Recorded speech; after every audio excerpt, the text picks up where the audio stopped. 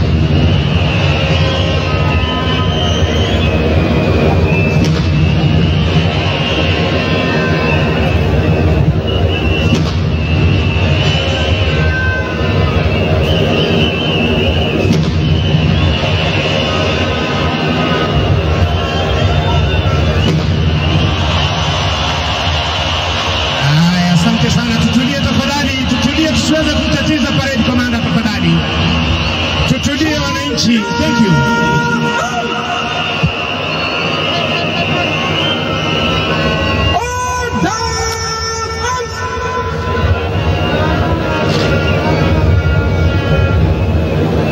Hivi sasa military police RSM military police Warando Sawan Chege akimkabidhi Luteni Kanali Mtugi bendera aliyokuwa anatumia Mheshimiwa Rais ili aweze kumpokeza mkuu wa majeshi ya ulinzi Generali Robert Kibochi, aweze kumkabidhi Rais mstaafu Uhuru Kenyatta na kumshukuru baada ya kutumikia taifa kwa miaka 10 kama rais na amiri jeshi mkuu wa majeshi ya ulinzi.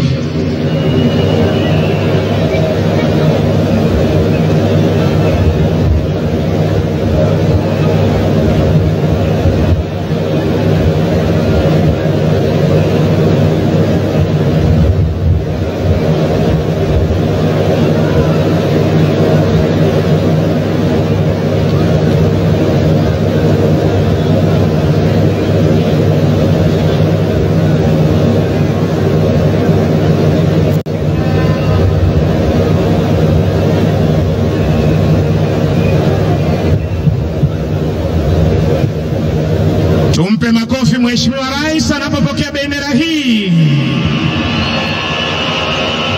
Asante sana Mheshimiwa Rais kwa kuweza tumikia taifa la Kenya kwa miaka 10 kama rais na amiri jeshi mkuu wa majeshi ya ulinzi. Basi tubaki tukiwa tumesimama. Mkuu wa gwaride hii sasa akija kumwomba kwa heshima Rais wa Jamhuri ya Kenya idhini ya kuweza kuondoa gwaride hili uwanjani baada ya kuandaa gwaride la kufana siku ya leo.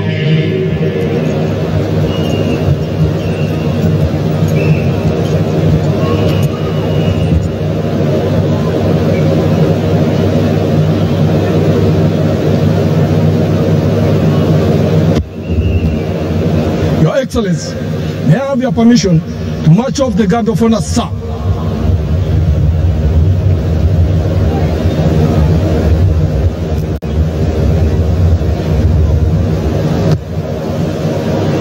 Asanteni kwa heshima, tunaweza keti tafadhali.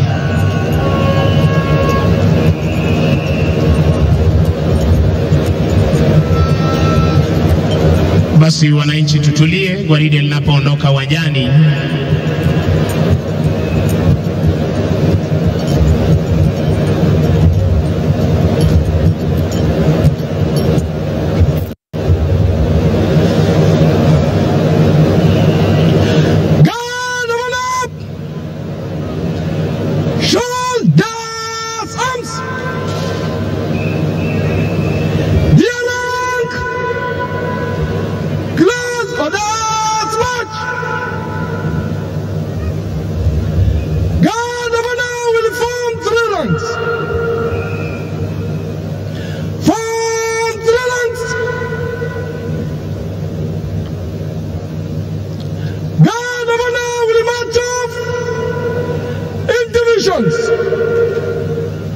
Move to the right in 3.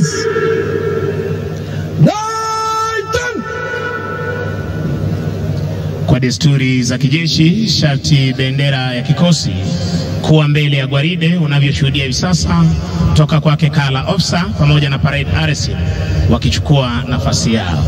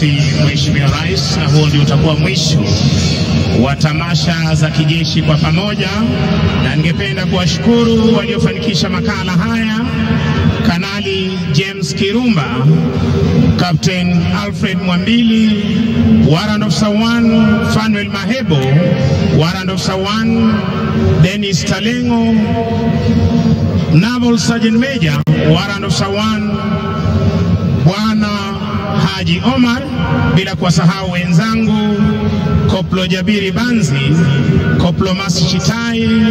Jina langu ni Sergeant Misango Mbae, nikiweza kurejesha moja kwa moja hadi kwake Bwana Peter Wanjohi aweze kuendelea na ratiba ya siku.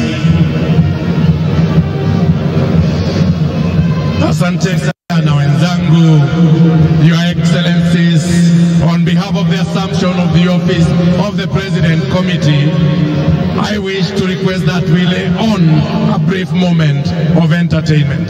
I will now invite my colleagues, Artist Chipukizi and Artist Garuya, to take us through this session. Chipukizi. Asante sana Bwana Wanjohi. Mheshimiwa Rais, all protocols observed. Nikubalie kwa heshima kwanza, kwa niaba ya mahasla wote, nikupe pongezi kwa kuchaguliwa kuwa rais wa 5 wa nchi ya Kenya. Tumpigieni makofi tafadhali. Basi Mheshimiwa Rais, the entertainment program brings together a group of artists that have been drawn from all regions of Kenya. Mahasla hawa wanaoingia hapa jukwani ni wasanii kutoka sehemu zote za nchi ya Kenya.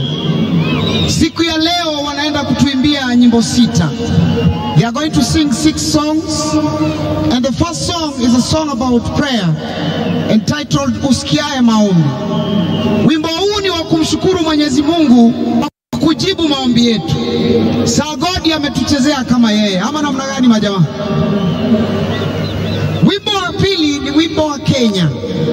Wimbo huu is a song to celebrate Kenyans for their hard work, resilience, and calls to all Kenyans to come together and unite in order for our country to move forward. Kisha wimbo wa tatu ni Twafurahia Leo, wimbo ulioimbwa na Sanaipe Itande, Nadia Mukami na Bridget Kioko. Kisha wataimba wimbo wa 4 ambao unasema Mungu abariki Kenya. Wimbo huu, it's a thanksgiving song that celebrates our country, our leadership, our patriotism, and a prayer for the country. Wimbo wa 4, wimbo wa 5 samani, ni wimbo Twasema Asante, a patriotic song and a thanksgiving song to the Almighty God for a peaceful election and for giving us a new president and other great leaders. This song will be led by Anastasia Mukabwa. Kisha ngoma ya mwisho, Your Excellency, ambayo niko sure is your favorite song, ni wimbo ulioimbwa na Zabulon Singers kutoka Tanzania, wimbo wa Nimeuona Mkono wa Bwana. Wasanii kama mko tayari, chezeni kama nyinyi.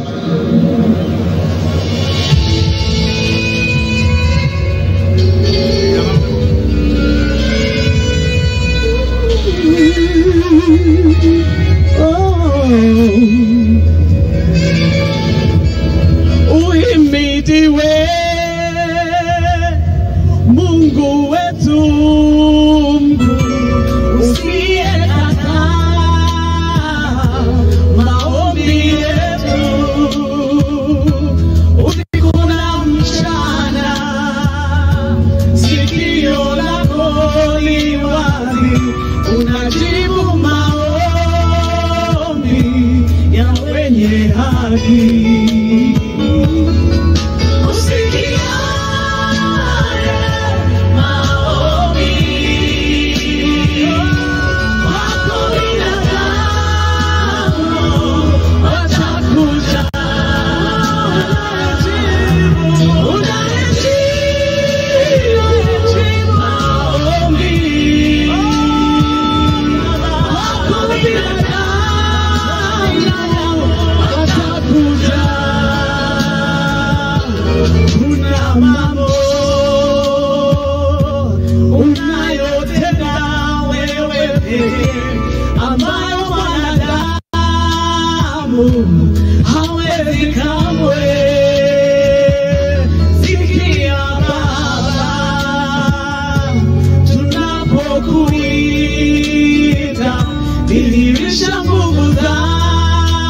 zako tunapoomba.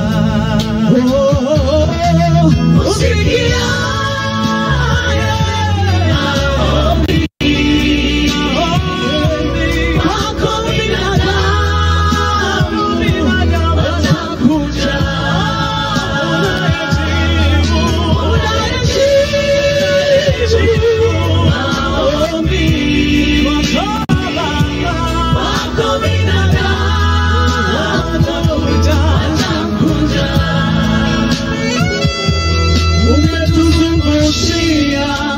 rehema kama ngao, kwa wingi wa fadhili zako tunakuja kukusubiri kwa kusali na kuomba, wasipokusumbuka na jambo lolote.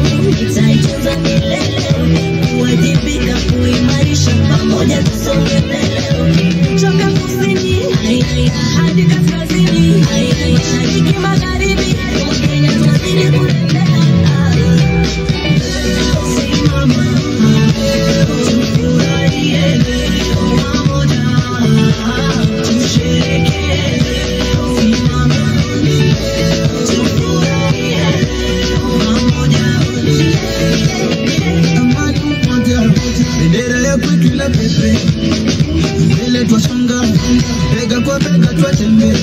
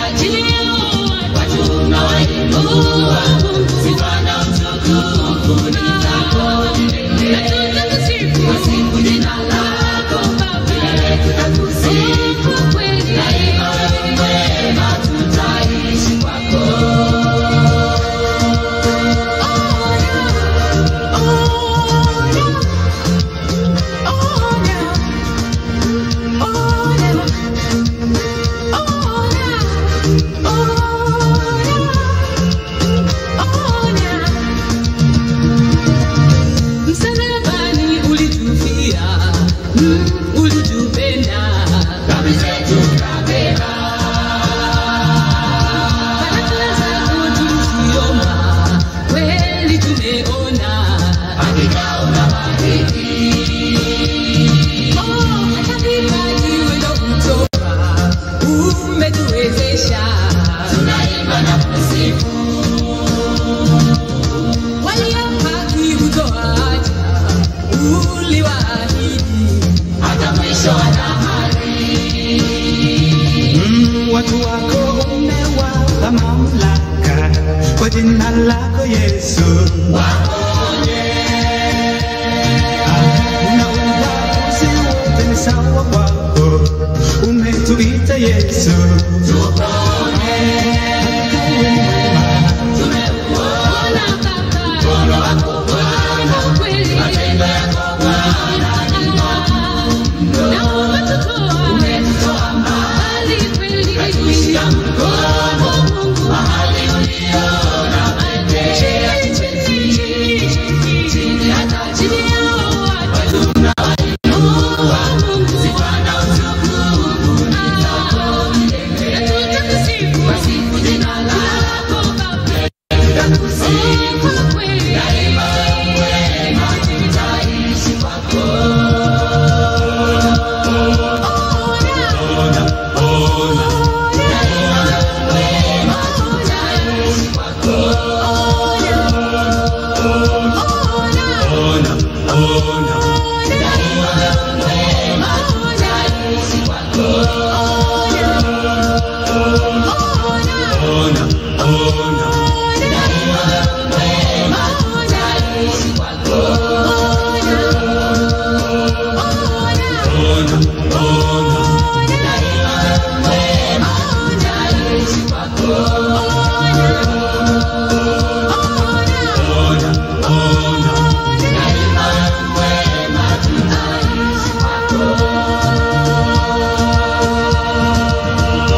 Wapi makofi yao, wapi shangwe, wapi vigelegele?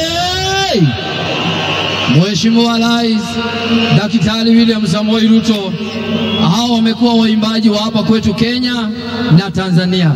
Nyimbo zao ni kuombea Kenya, kukuombea na kuombea viongozi. Wapi makofi ya hao waimbaji tafadhali? Wapi nduru, wapi shangwe? Sasa nataka kualika mwenzangu Mr. Wanjoy ili atuletee our Deputy President Jabayawera, kijana wa Mau Mau, Rigathi Gachagua. Wapi vigelegele? Asante sana, na kwa onyesho hilo Mheshimiwa Rais, ndipo tunalikuja jamvi la kipindi chetu cha burudani. Naomba kwa heshima na unyenyekevu unikubalie sasa niweze kumwalika Naibu wa Rais Mheshimiwa Rigathi Gachagua aweze kuendelea na ratiba itakayofuata. Mheshimiwa Naibu wa Rais.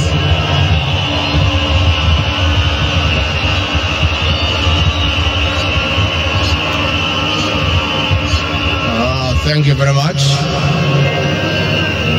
Your Excellency, the President of the Republic of Kenya, Commander-in-Chief of Kenya's Defense Forces, William Samoei Ruto,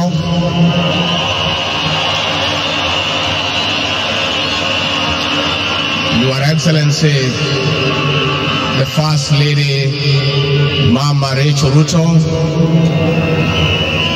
Your Excellencies, visiting heads of state and government, Your Excellency, our retired President Uhuru Muigai Kenyatta, Your Excellency, the former First Lady Mama Margaret Kenyatta, Honorable Chief Justice, Speakers of the National Assembly and the Senate, all protocols observed. God is good, and all the time. Nisalimieni kwa hewa. Bwana asifiwe. Bwana asifiwe tena. Wow, wow, what a moment. What a day. Your Excellency, President William Ruto, my friend and brother, I want to take this opportunity to be the first one to congratulate you on being sworn in as the 5th President of the Republic of Kenya.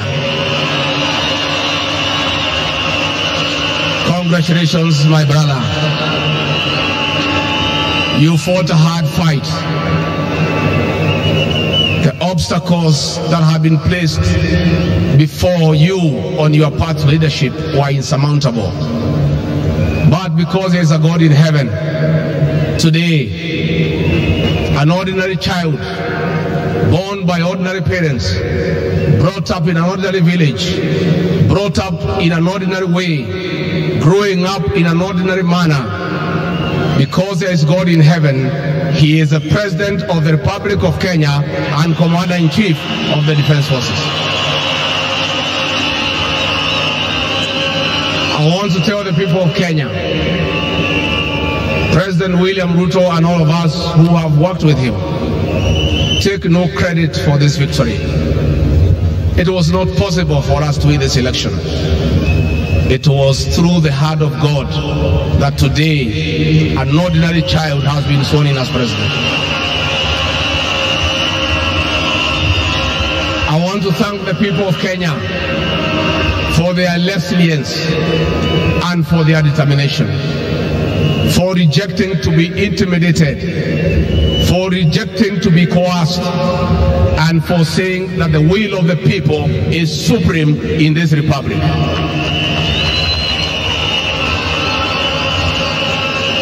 Your Excellency, President William Ruto, I must tell these people the truth.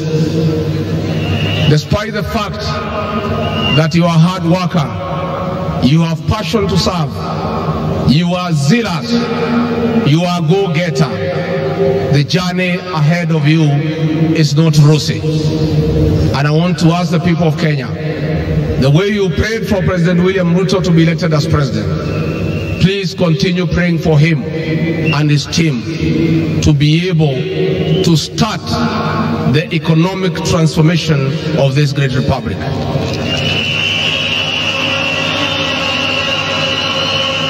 Our new president and his team have a difficult task ahead.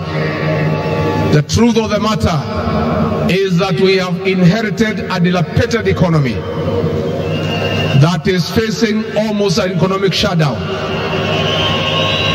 We have a 10 trillion public debt. 6 million Kenyans have no employment. 14 million Kenyans are in CRB. We have a demoralized public service. It is your prayers that will help our president to put up a team and start work from day one to liberate this country economically and put it back to where President Mwai Kibaki left us 10 years ago.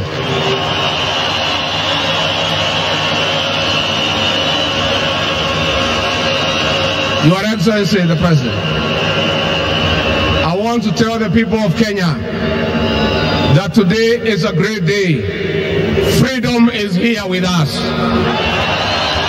Freedom is here with us.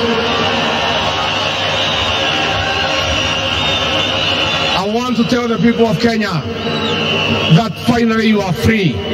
Kenya is now a democratic country. You don't have to look back when you do something. All Kenyans are free to associate with whoever they want. It became a crime in this country to be afraid of William Ruto. It is only that it was not put in the penal code. From today, I want to tell the people of Kenya that you are finally free. I want to tell public servants, I want to tell all the people of Kenya, from now, you don't have to talk with each other through the WhatsApp for fear of being recorded and persecuted by state agencies.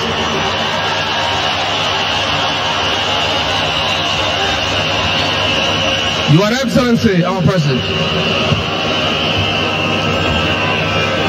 Your Excellency, our President. You have told us, and we believe you, that you shall never in your presidency use the criminal justice system to manage politics. You have told us that you'll manage politics the conventional way through persuasion and reaching out. I want to give a word on behalf of our president that you are free to criticize his government without fear of reprisal from state agencies.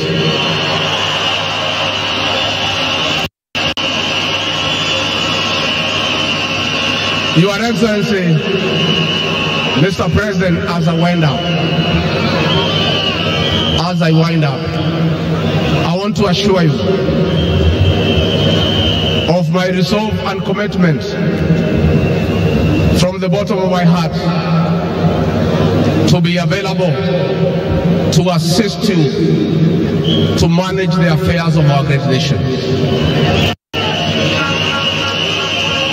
I'll serve you with loyalty and dedication. And the job ahead of us is not a joke. I and the team behind you, we shall be available and will try to keep up with your pace. I know I am getting in shoes that are almost impossible to fill. The proposal of William Ruto in his first term, when he was allowed to serve the people of Kenya, was on another level. Please, I beg the people of Kenya,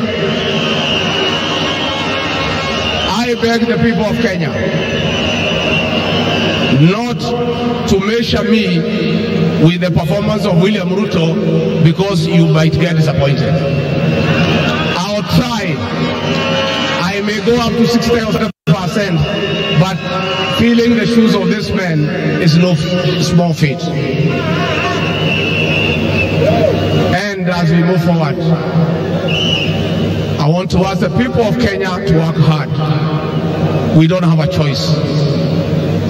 Once we try to fix this economy and create a good working environment where we don't criminalize enterprise, where ordinary Kenyans are allowed to work, where businessmen are not harassed by KRA,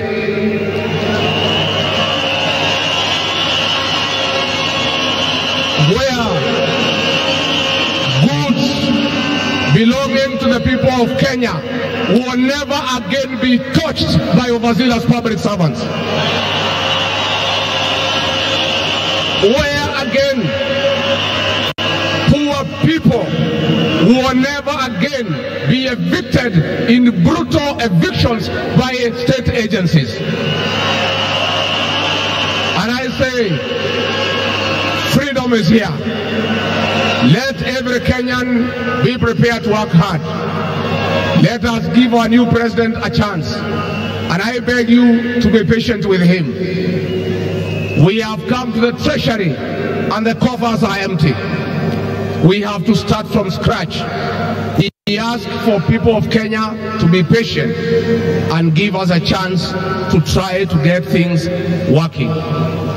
Finally, as a Christian, I take this opportunity to thank my wife Dorcas, Pastor Dorcas, for being a prayer warrior, for praying for me in difficult times, for standing by me. I want to thank my children, Kevin Gashagua and Dr. Keith, that even when state agencies came for me with a brutal efficiency, you never abandoned me. My family, I will ever cherish you for standing with us. And I must tell the people of Kenya, please take care of your families. Those are the only people you can rely on. Friends abandoned us. Business associates betrayed us. But family will always be there for you. The story of William Ruto is one of inspiration. Today, millions of Kenyans are looking forward that if an ordinary child could be president, even them working hard and praying to God, one day there will be some people in this country. It is now my privilege to introduce the people of Kenya. A man of great resilience, a true warrior of the Republic of Kenya, a man who is committed to public service, a man who believes that every hustle matters, a man who believes that every Kenyan must be given a chance, a man who has committed his life to the service of the people of Kenya. I want to invite the 5th President of the Republic of Kenya, the one and only William Samoei Ruto.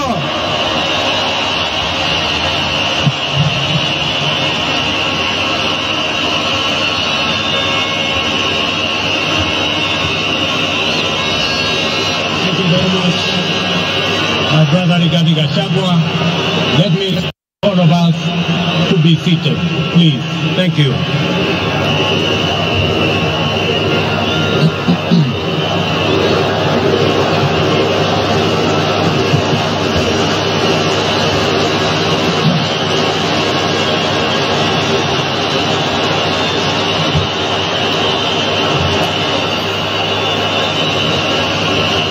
Your Excellencies, heads of state and government, representatives of heads of state and government, my brother, the former President Uhuru Muigai Kenyatta, and Mama Margaret Kenyatta, Madam Chief Justice and President of the Supreme Court, ministers present,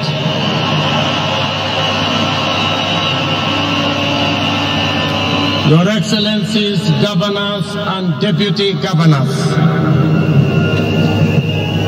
all leaders, and the dear people of the Republic of Kenya, good afternoon. Hamjambo. Hamjambo. Bwana Yesu asifiwe. Assalamu alaikum. Hebu tusalimiane hewani nione hivyo.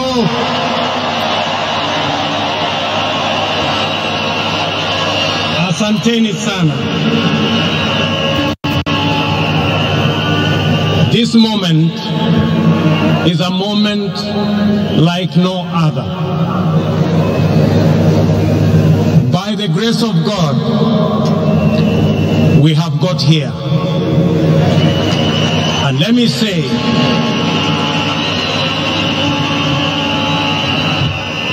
that standing here today is testimony that there is a God in heaven.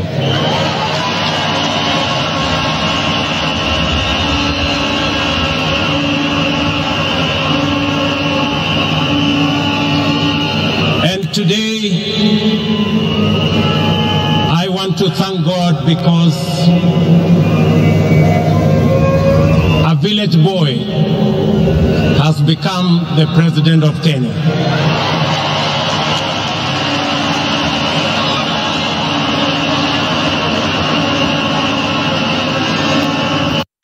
I want to thank my wife and family for always praying for me and praying for my team. I want to thank the many friends who have been with me in this journey. Many have gone difficult times because of their association with me. Friends, I want to say thank you very much.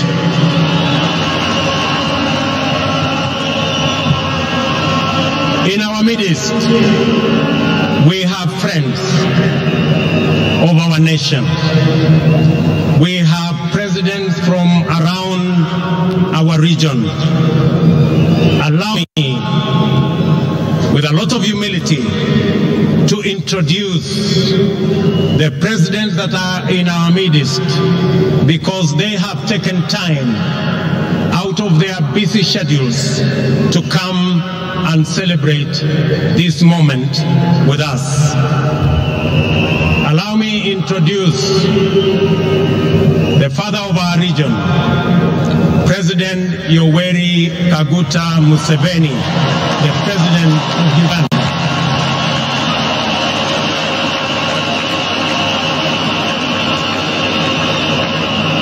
That is the old man always in a hat.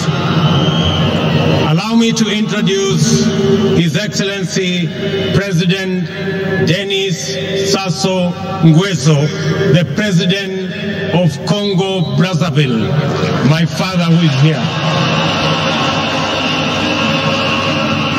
Allow me to introduce His Excellency Ismail Omar Goulet, President of the Republic of Djibouti. Allow me to introduce my elder brother, His Excellency Paul Kagame, the President of the Republic of Rwanda. Allow me to introduce His Excellency President Salva Kiir Mayardit, the President of the Republic of South Sudan. Na karibu sana Mheshimiwa. Allow me to introduce His Excellency Filipe Nyusi, the President of the Republic of Mozambique. Allow me to introduce His Excellency Dr. Emerson Mnangagwa, the President of the Republic of Zimbabwe. Allow me to introduce His Excellency Felix Tshisekedi, the President of DRC.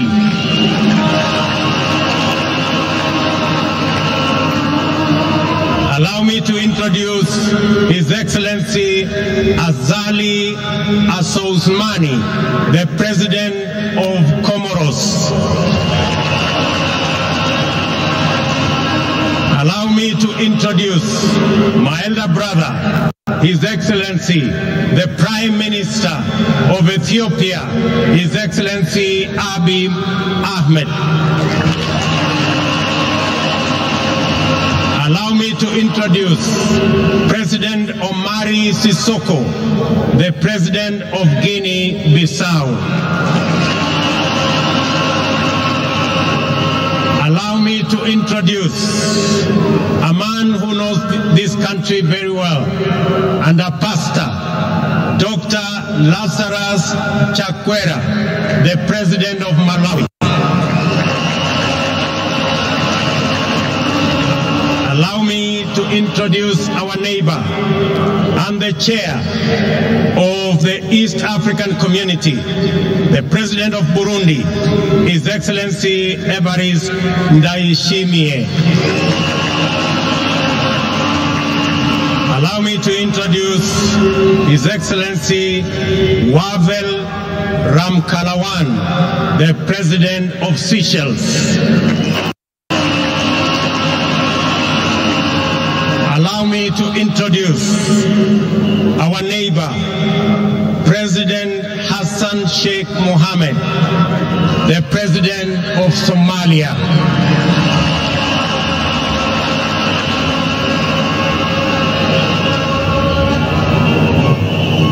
Tafadhali nawaomba vile vile nimkaribishe mama wetu, shangazi wa East Africa, Mama Samia Suluhu, Rais wa Jamhuri ya Tanzania.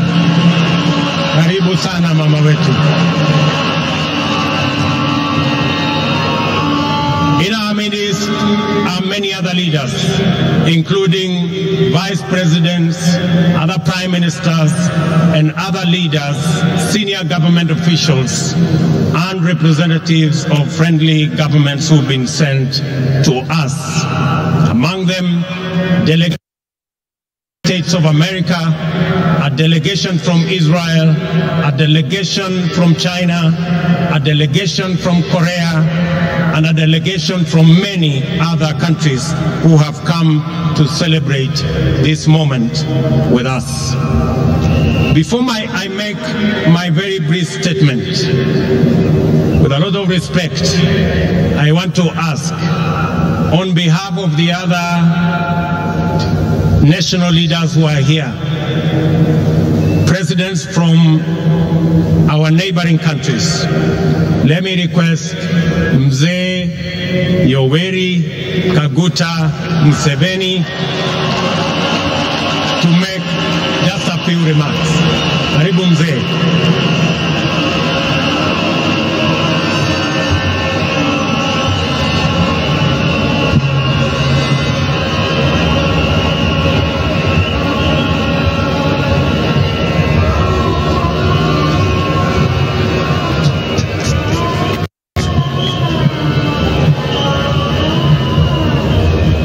Your Excellency William Ruto, President of the Republic of Kenya,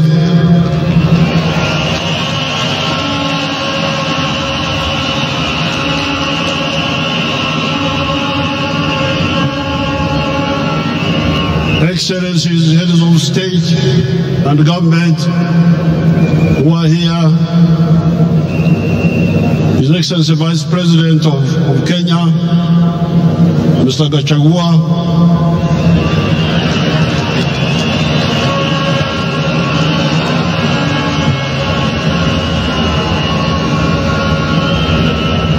and all the other leaders, na wananchi wa Kenya.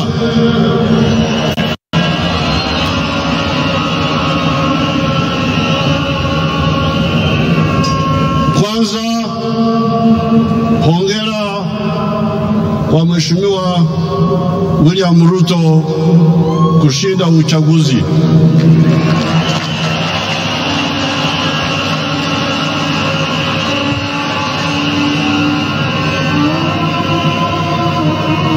Pili, namshukuru Mheshimiwa Uhuru Kenyatta kwa kuongoza Kenya kwa miaka 10 iliyopita. Hongera.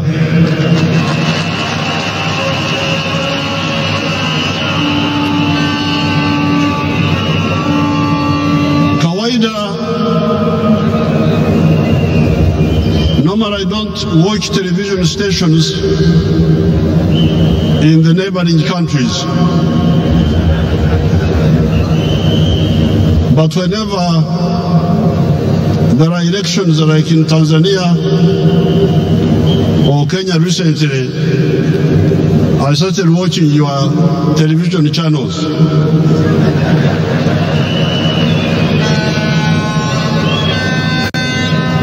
And there is one television, I was scanning through them, but I watched something called KTN News Chivumbi.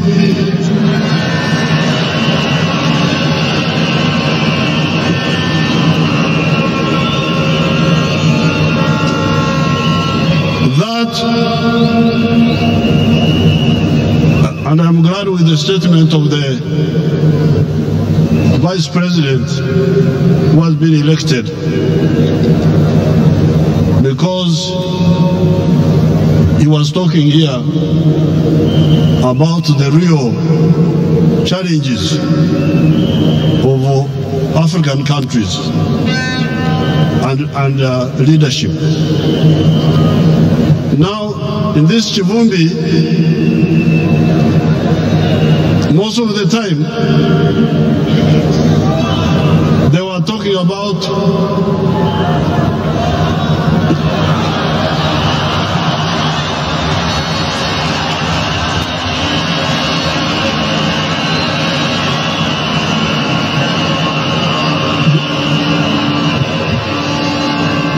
don't involve me in your internal affairs.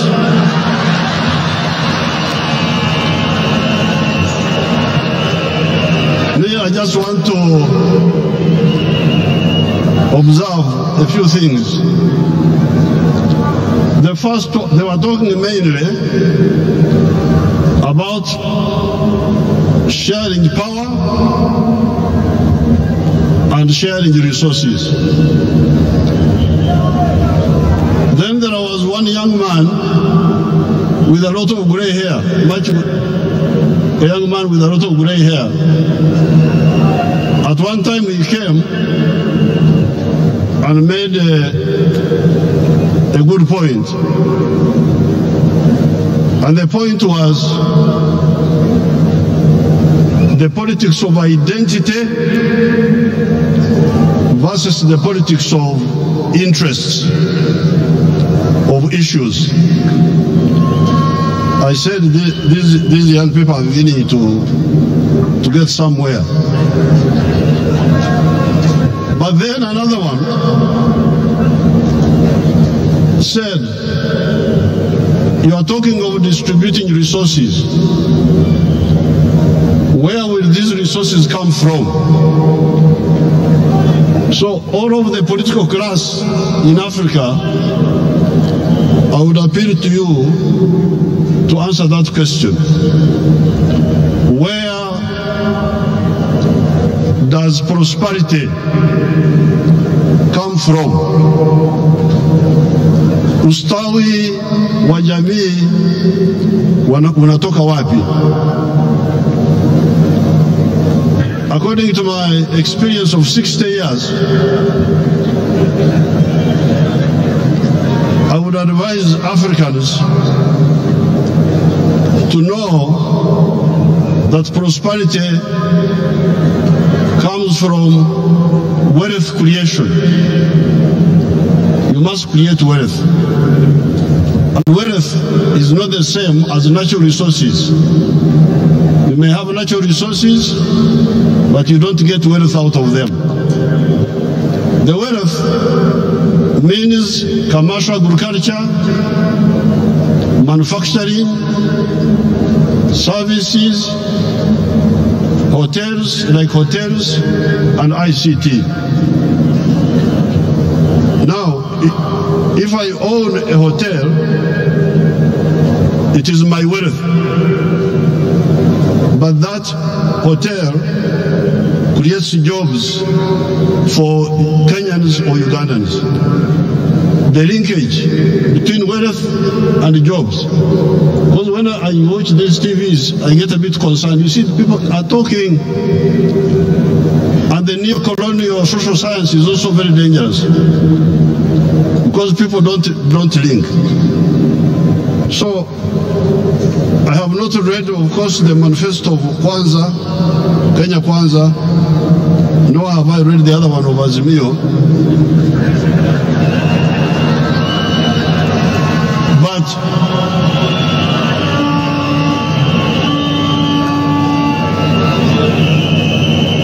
But I know His Excellency Ruto. I've met him a number of times in Uganda, and I know he likes ideas and frank talking. Now, what I found a problem in that KT News Kivumbi was in all the things they were talking about, they were not talking about East African integration. They talk about Kenya, Kenya, Kenya, Kenya. But I can tell you, and then one of them, the other evening, one of them was quoting the example of American President Roosevelt, Roosevelt started a program in 1934 which created jobs and so on. But Roosevelt was utilizing the huge market of the United States, which had already been created by some people who had a vision. So therefore, I congratulate His Excellency Ruto. I thank His Excellency Uhuru on behalf of the presidents who have come here. I did not come here to give a lecture about this or that, but I thought that in order for Uganda and Kenya and Tanzania and Congo and Burundi and Rwanda and South Sudan and Somalia, which is coming now, in order for us to catch up with the United States, we need also to look at the issue of the regional market. Because when you produce, who buys? The more people that buy from you, the better for the business and the better for job creation. I thank you and I wish you good luck. Congratulations, Kenya.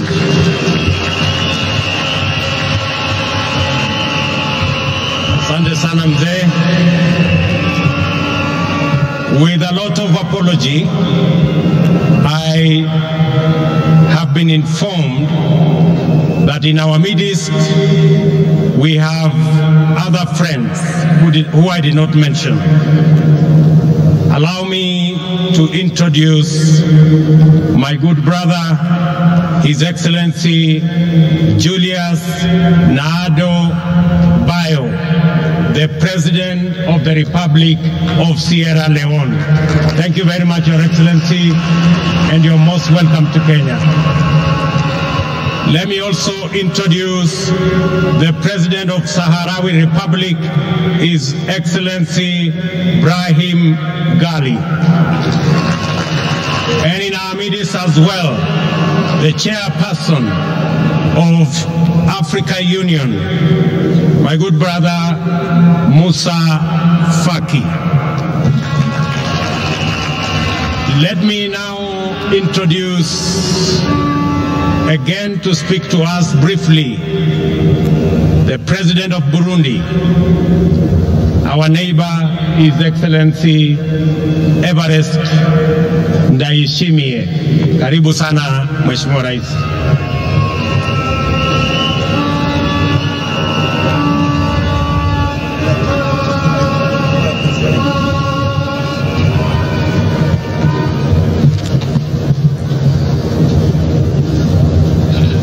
Mheshimiwa Rais William Ruto, Rais wa Jamhuri ya Kenya, and the First Lady, Excellencies, Head of State and Government, Mheshimiwa ndugu yangu Uhuru Kenyatta, viongozi wa ngazi mbalimbali za nchi ya Kenya, Head of Delegations, members of Diplomatic Corps, wananchi wote wa Kenya, hamjambo? Hamjambo? Kenya oye! Jumuiya ya Afrika Mashariki oye!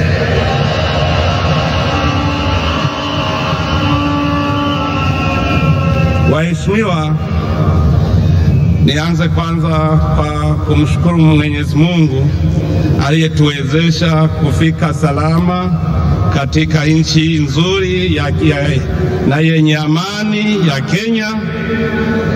Nina furaha sana, Kenya kabisa, hakuna matata.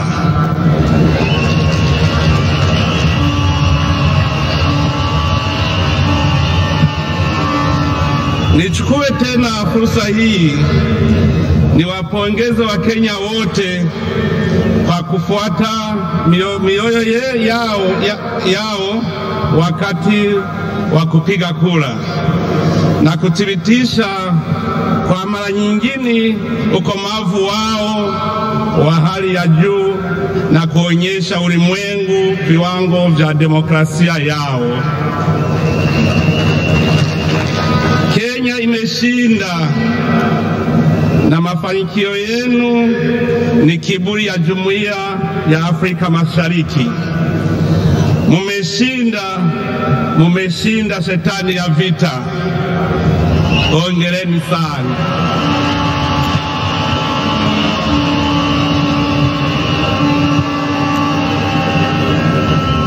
Hongera sana ndugu yangu mpendwa Mheshimiwa William Ruto kwa kuteuliwa kuwa rais wa Kenya. Ni presence nzuri, unakuja bila ubishi kama mtoto mzuri, na kutakia kila laheri.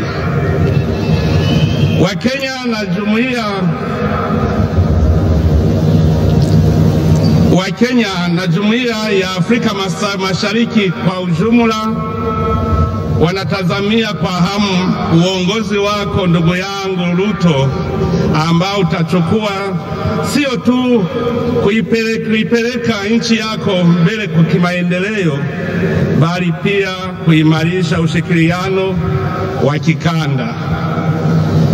Nikiwa rais wa Burundi na mwenyekiti wa mkutano mkuu wa marais wa nchi za Jumuiya ya Afrika Mashariki, ninatarajia kufanya kazi na wewe ili kuimarisha maendeleo kwa kanda letu.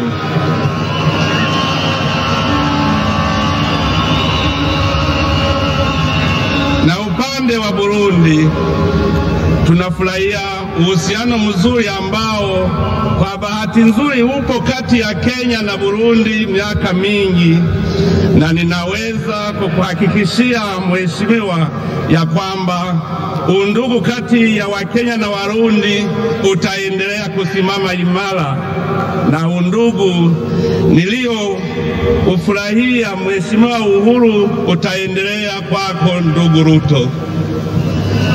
Ningependa tena kutoa pongezi kwa ndugu yangu Mheshimiwa Uhuru Kenyatta kwa uongozi wako. Furaha iliyokutambulisha imekuwa furaha ya Wakenya wote, na hapa unamaliza muda wako kwa furaha na utulivu, na kupongeza sana. Mungu aendelee kukubariki na hili libaki akilini mwako. Kanda letu litaendelea kutegemea ofisi zako nzuri kusaidia kurejesha amani mashariki wa DRC. Ningependa kuhitimisha hotuba yangu kwa kupongeza kwa mara nyingine tena Mheshimiwa Rais William Ruto na kukutakia afya njema na mafanikio mema. Ninaomba kwamba Mwenyezi Mungu awape nguvu na uwezo na kuipeleka Kenya katika kiwango kipya kabisa. Mungu abariki sana Mheshimiwa Rais Ruto. Mungu abariki Kenya. Mungu abariki Jumuiya ya Afrika Mashariki. Asanteni sana.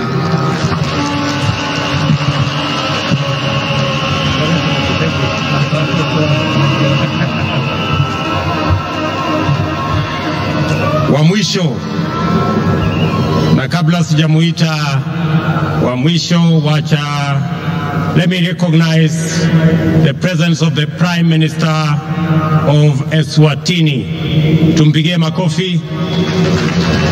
The heads of regional economic blocks, EAC, COMESA and IGAD, together with ECOWAS, congratulations, and the Deputy President of Equatorial Guinea. Nataka sasa nimuite the first ever President of East and Central Africa, our dear sister, the President of Tanzania, President Samia Suluhu. Karibu sana Mheshimiwa Rais. Tunakuenzi, tunakuheshimu.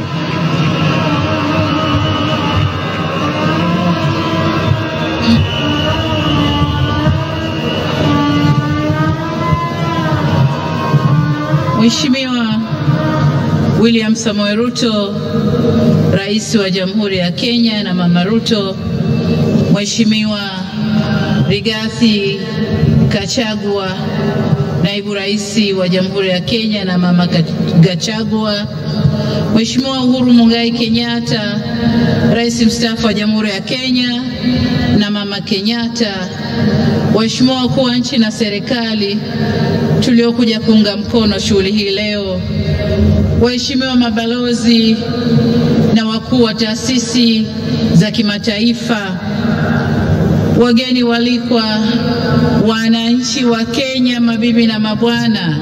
Kenya oye!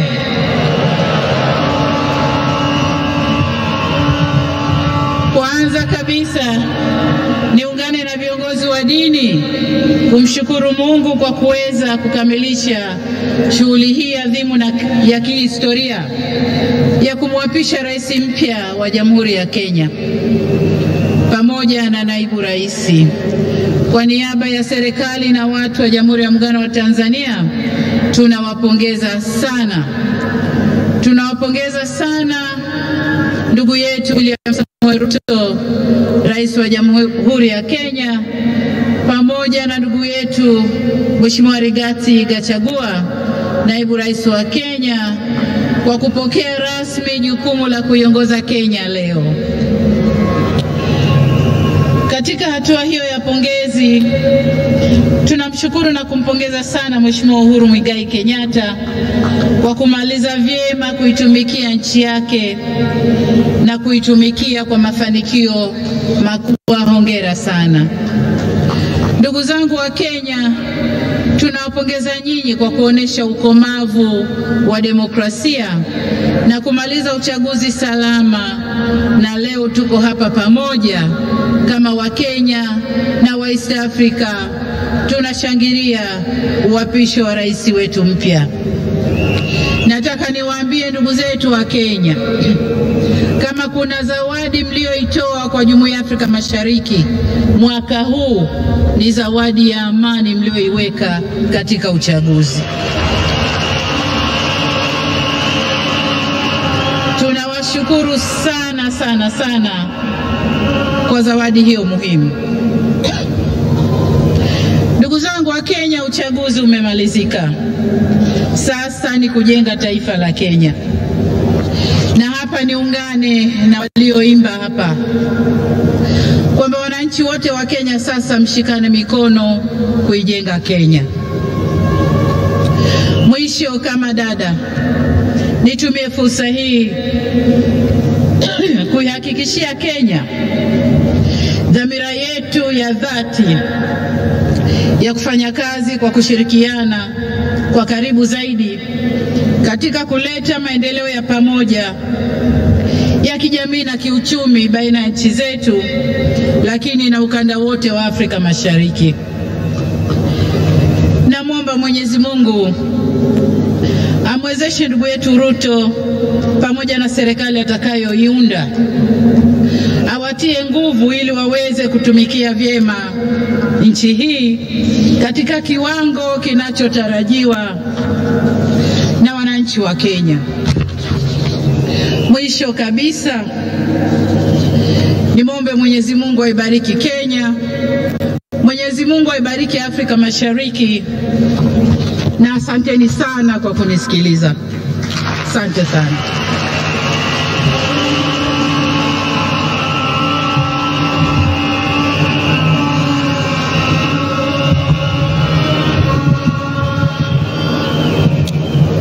Asanteni sana, and thank you very much for your comments and your words of encouragement.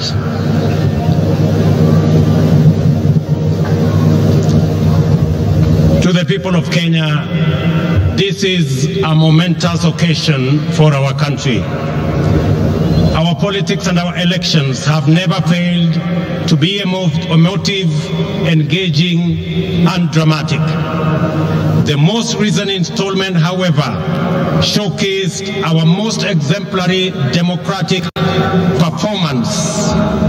This day comes on the back of a peaceful election following an intense issue-based campaign in which major coalitions made up of strong political parties canvassed their agenda and took it for examination by the people of Kenya. The Independent Electoral and Boundaries Commission stewarded a transparent and credible election whose result faithfully reflects the democratic will of the people of Kenya. Dissatisfied parties exercise their right to petition before the Supreme Court, whose proceedings and determination not only gave comfort to the doubtful, but also restored faith in our electoral and judicial institutions. Many countries aspire to have moments like this, and we as Kenyans should not take ours for granted. This is the third election under the Constitution of Kenya 2010 and the second peaceful transition. We have had a robust conversation about this moment and what it demands of us. And we have sought to answer the question whether this is a constitutional moment or an economic moment. In this process, we have demonstrated the maturity of our democracy, the robustness of our institutions, and the resilience of the Kenyan people. My competitors and I mobilized vigorously to offer the citizens of Kenya the most appealing agenda as well as the best roadmap to achieving it. I remain firm in the conviction that all sides in the last election did their best to present a pathway to actualize the people's aspirations. The just concluded election was a choice between competing ideas towards the Kenya we want. Elections and democracy entail unifying competition, not divisive rivalry. The performance of our security services, the performance of the IEBC, and the judiciary was put to severe test. By and large, these institutions lived up to our expectations. We can only aspire to do better in future, and I give my undertaking that my administration shall work to ensure that the bar is raised even higher for the next general elections. A significant dividend of our electoral and democratic process is the tremendous achievement we made in breaking the glass ceiling by enhancing the participation of women in leadership. 7 women were elected as governors, up from 3 in the last election. 29 women were elected as members of the National Assembly, up from 23 in 2017. 7 women deputy governors and 3 women senators were elected as well. It is very clear that this election had many winners, far exceeding those who were actually elected. By far,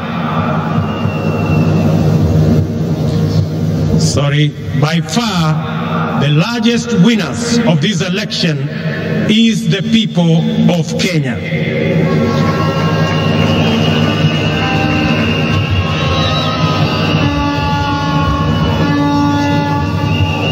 We have done well as a nation. We have blazed the trail in an increasingly challenging environment where democracy is consistently on trial. We have come a long way in our nation's journey to freedom, and going by our most recent performance in these elections, we conclude in confidence that we are almost home.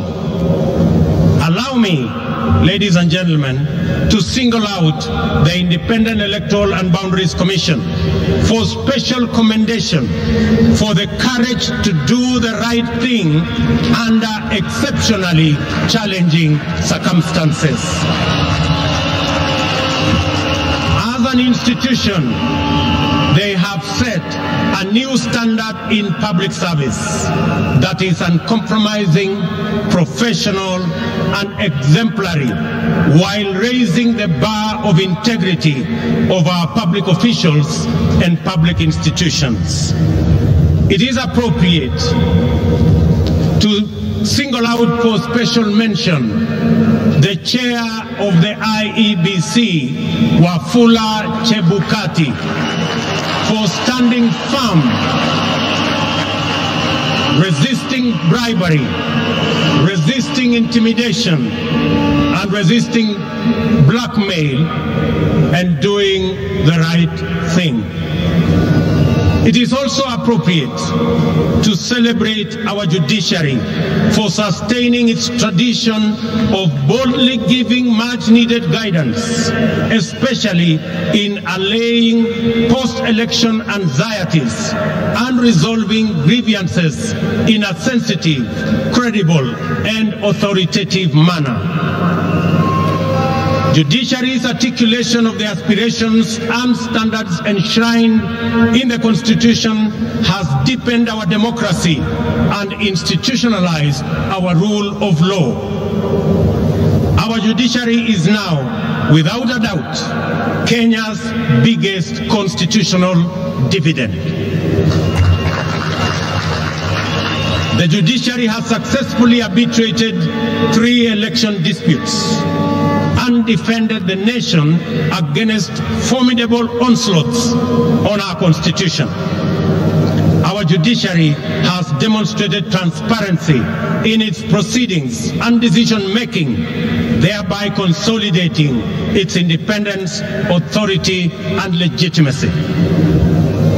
I also take this opportunity to say a special word of appreciation to our security services for a commendable job at a critical moment in our nation. Their services and heroic sacrifices they have made beyond the call of duty has kept our nation safe. I am aware that our uniformed services effectively resisted concerted attempts to foment unrest and subvert the will of the people. My special commendation also goes to all our candidates who contested various positions. Their participation enhanced competition and enriched public debate that underpins democratic choice. Special recognition goes to my worthy competitor and friend, the Honorable Raila Amolo Odinga, and his running mate, the Honorable Martha Wangari Karua, and all the other candidates who mounted a vigorous and determined campaign. I assure them that their supporters will be my constituents. I will work with all Kenyans, irrespective of who they voted for.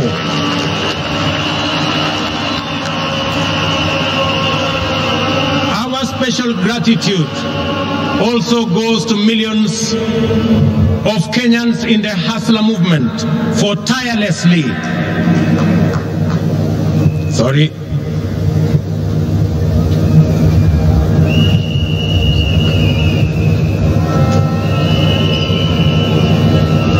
Very good.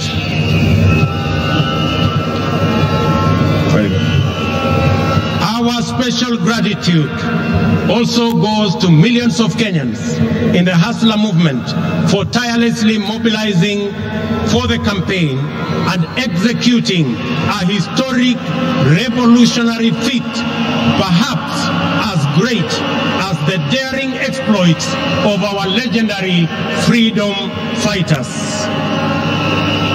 This includes all our campaign volunteers, agents, mobilizers, and those who contributed whatever they could in whatever form to keep the movement going.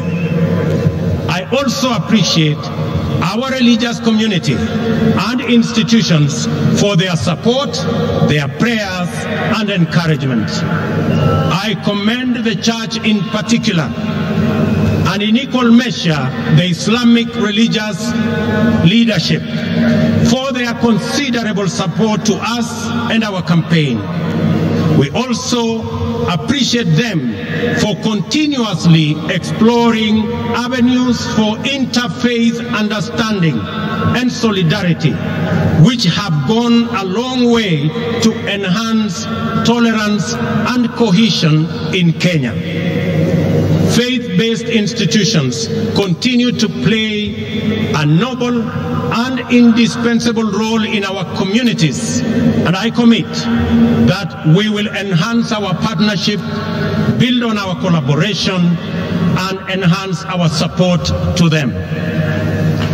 At this juncture, it is important for me to speak directly to the youth, and especially those who participated in one way or another in the election campaigns. I commend you for resisting pressure and enticement to be misused as agents of conflict and disruption during the electioneering period. I also congratulate those who went out to seek various roles within campaigns and election, thus playing their part in keeping Kenya's democracy robust. Even if your candidate did not win, your participation in the activities of our political parties, campaigns, and elections is the beginning of political internship. My political journey similarly began as a young campaign volunteer fresh out of university in 1992. Your experience and lessons learned should form the basis for your leadership journey going into the future. We have all therefore emerged out of this contest stronger, more united, and alive to the issues that are common to all of us. We should remain conscious that we have all been elected to work together in ensuring that our children go to school, our people have food and decent health care, and our young people have jobs, and our workers have dignified livelihoods. For we believe strongly that every hustle matters. Dreams and ambitions live in the hearts of Kenyans who struggle daily against daunting odds, often with nothing except stubborn hope. Some succeed, others fail, while others also do not even get a decent chance. Before the nation and the world today, I stand with great humility and profound joy as a living testimony that with faith in God, willingness to work hard, and a commitment to a vision, dreams can become reality in the fullness of time. I promise to throw open every door of opportunity and to keep every door open until success stories become the norm rather than the exception, and urge all other leaders to do the same so that we can together expand opportunity and chance for many of our citizens. Ladies and gentlemen, we should consolidate our success in the just concluded elections and enhance the capacity and performance of our governance institutions. The innovative deployment of technology to secure election results has been the Electoral Commission's pioneering breakthrough. Going forward, we will support the IEBC's institutional capacity so as to expand the deployment of technology to cover all elections from those of MCA to those of the president. I also believe that there is tremendous opportunity for IEBC to support electoral processes in our political parties as part of the broader democratic development.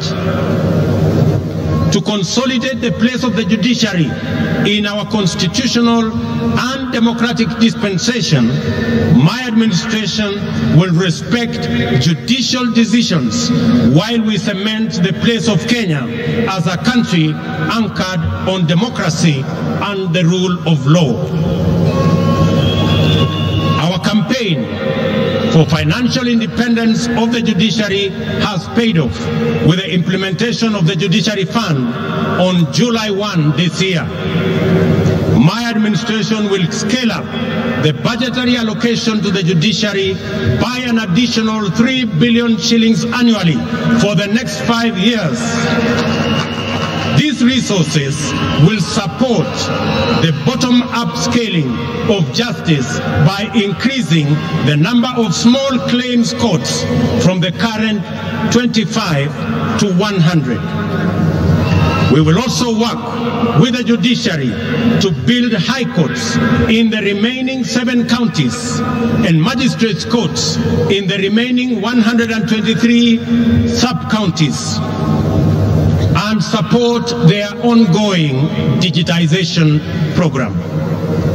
These interventions will empower the judiciary to adjudicate and expeditiously conclude corruption cases, commercial disputes, and all other matters, thereby enhancing access to justice and efficiency in our judiciary.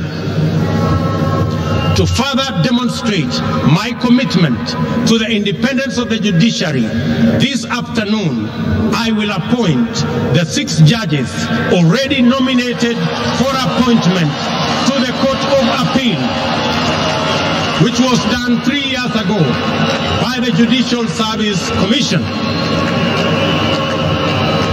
And tomorrow I shall preside over their swearing in so that they can get on with the business of serving the people of Kenya.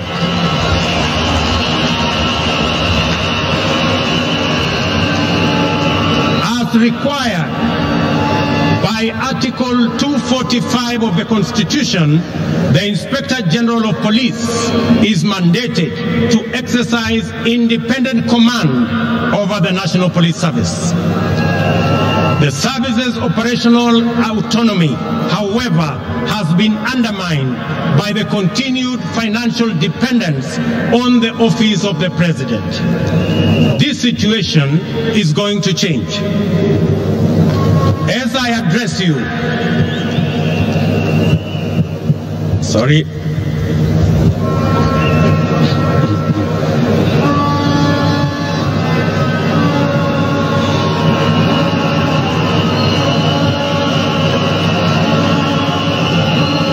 One moment. Good. There we are. As I address you, I have instructed that the instruments conferring financial autonomy to the National Police Service by transferring their budget from the Office of the President and designating the Inspector General as the accounting officer be placed on my desk for signature this afternoon.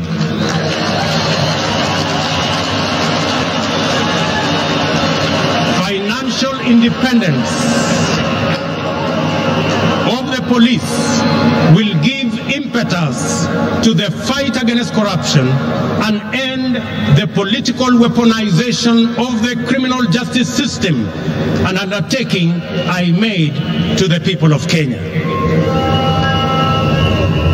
I understand the deep fissures and low morale in the public service.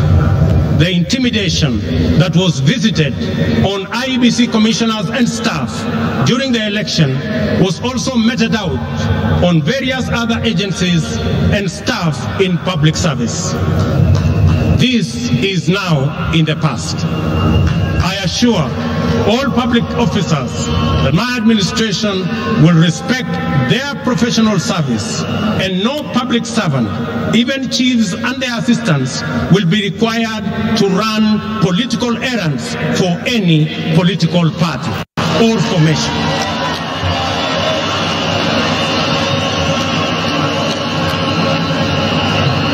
Ladies and gentlemen, we anchored our campaign on the platform of the economy premise on job creation and the well-being of the people of Kenya, and we have been working continuously on the measures to bring down the cost of living.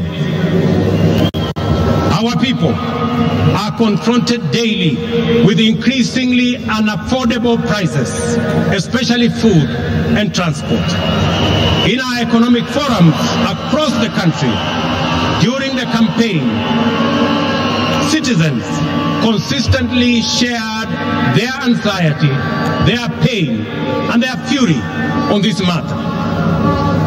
It therefore calls on us for urgent and decisive resolution. The interventions in place have not borne any fruit. On fuel subsidy alone, the taxpayers have spent a whopping 144 billion, 60 billion in the last 4 months alone. If the subsidy continues to the end of the financial year, it will cost taxpayers 280 billion, equivalent to the entire national government development budget. Additionally, there was an attempt to subsidize unga in the run-up to the election, a program that cobbled up 7 billion in 1 month.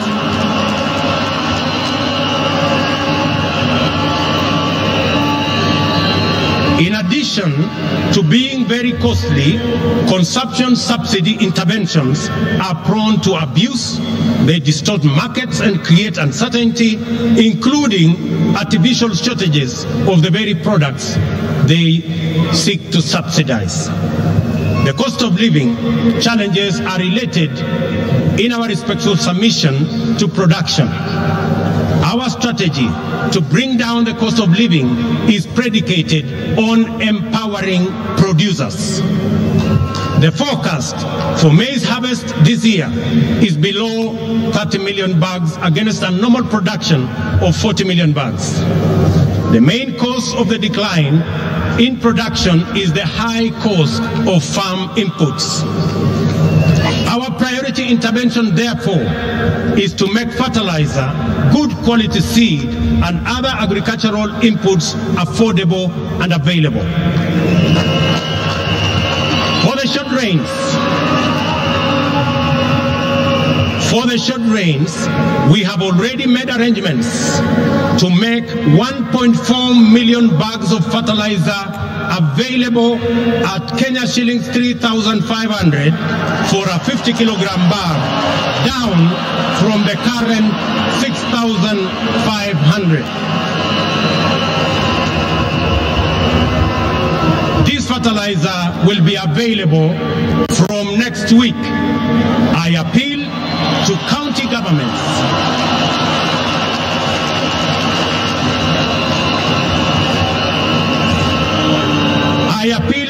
governments in eastern, central, and western regions, where we are expecting short rains, to work with us in making sure that this fertilizer is available to all farmers in that region, so that we can begin the journey to increase our food production initiatives.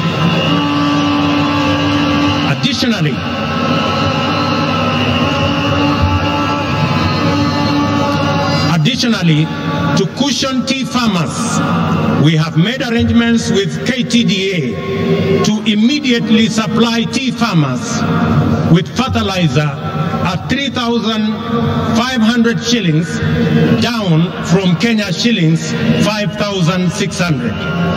This is our initial intervention. We will be doing more in the medium term and in the long term. We are alive to the challenges of drought that face 7 counties, which are now at alarm, or under 13 that are at alert stage, respectively. We are determined to ensure that no county slips into emergency phase, and will coordinate with county governments, which are the first line of our response. And I want to ask my colleagues, governors from Kenya, and especially those regions, to work with us in this endeavor.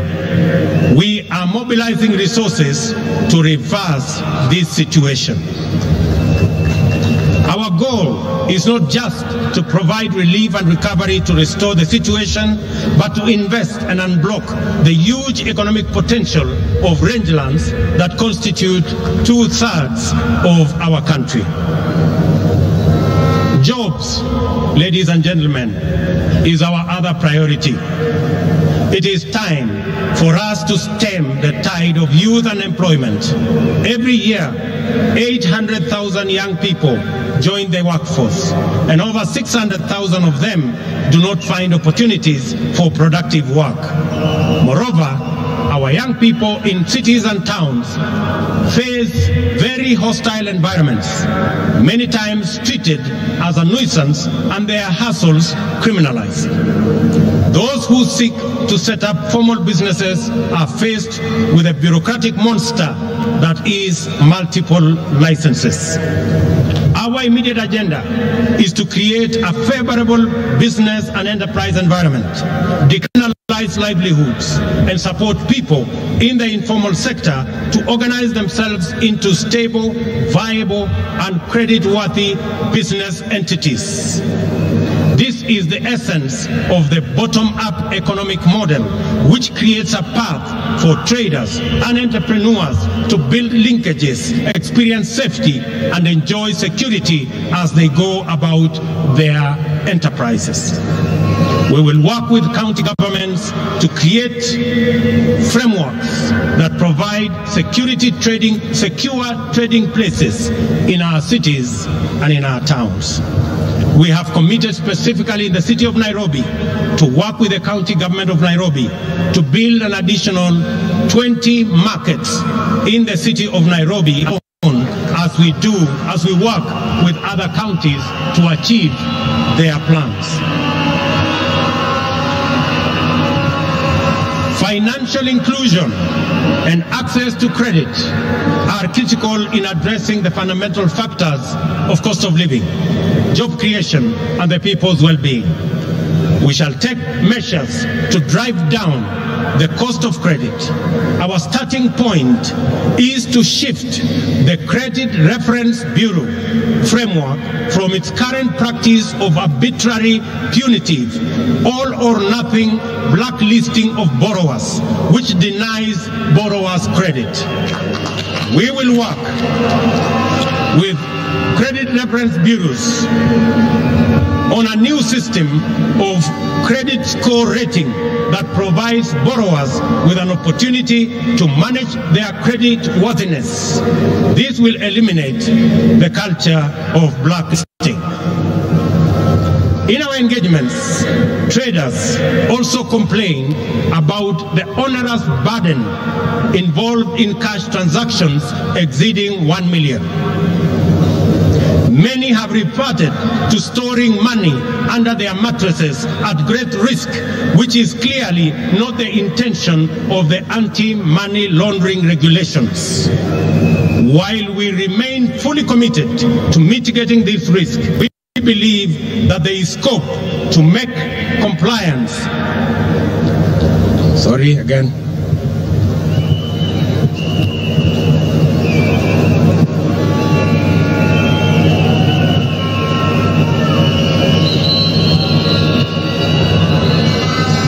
Very good.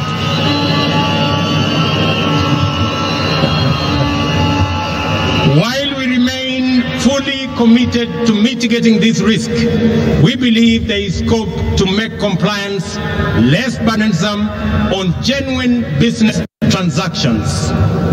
I have been assured by the central bank that work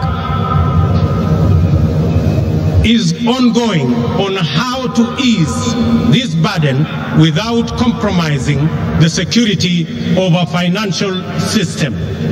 Shortly, I will be announcing to the country what we have agreed with the central bank so that Kenyans can go ahead and facilitate their transactions without unnecessary impediments.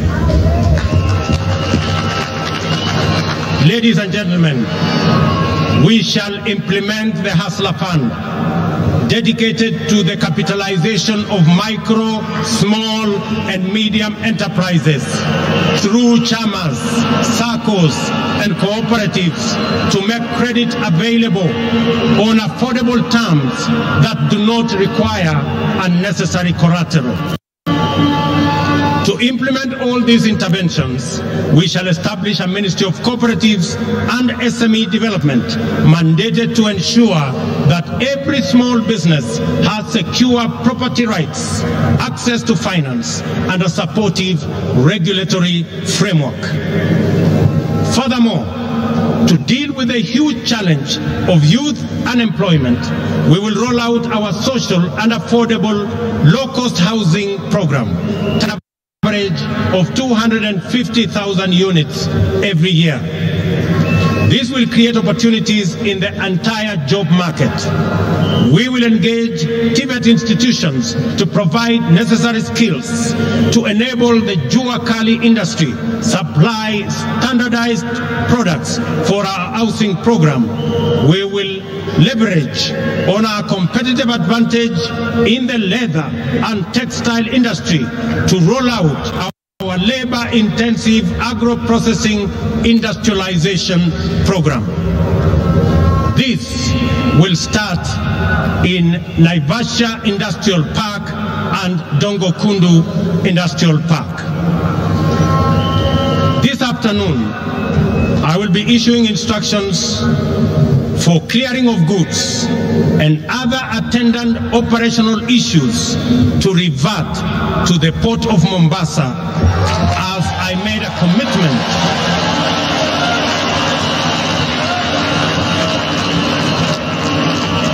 to Kenyans.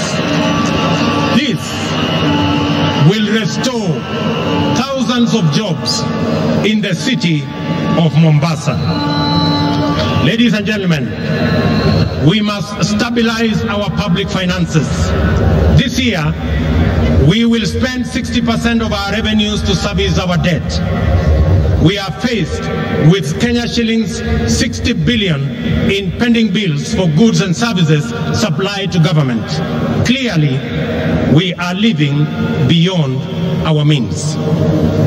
This situation must be corrected. I am aware that many individuals, families, and their businesses have been driven to ruin and forced to shut down over government unpaid bills. We shall give priority to the expeditious resolution of our pending bills so that the government can meet its obligation and facilitate better economic performance. In the coming weeks, we shall advise government creditors on the mechanisms for the resolution of their outstanding payments. We are committed to ensuring that they are paid in the shortest time possible. Additionally, we urgently need to expand our tax base. Our job creation agenda and the capitalization of our SMEs will go a long way in broadening our tax bracket. We will make KRA more professional, responsive, and people-friendly. I urge taxpayers to respond by undertaking their patriotic duty and pay their taxes. In furtherance to this, oversight institutions such as the Auditor General and the Controller of Budget will be adequately funded to execute their mandates. On the matter of gender parity, I am committed to the 2/3 gender rule as enshrined in our Constitution. We will work with Parliament to fast-track various legislative proposals and establish a framework that will resolve this matter expeditiously, as I promised in our manifesto. The participation of women in our governance does not make us lesser, it makes us greater.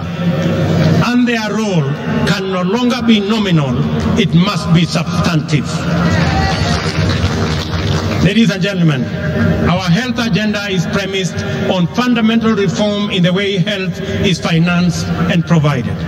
We shall reform the National Insurance Fund to make it a social health insurance provider, improve procurement of medical supplies, deploy an integrated, state-of-the-art health information system, and most importantly, provide adequate human resources at all levels. Contributions to the National Hospital Insurance Fund will now be graduated and will depend on people's income. There is a robust conversation, ladies and gentlemen, in the country on education, and in particular, the implementation of CBC curriculum. Public participation is critical in this matter. I will establish an education reform task force in the presidency, which will be launched in the coming weeks. It will collect views from all players in line with the constitutional demand of public participation, and we are particularly alive to the anxieties of parents on the twin transition of the last 844 class and the first CBC class in January next year. I assure all that there will be a solution to the matter before then.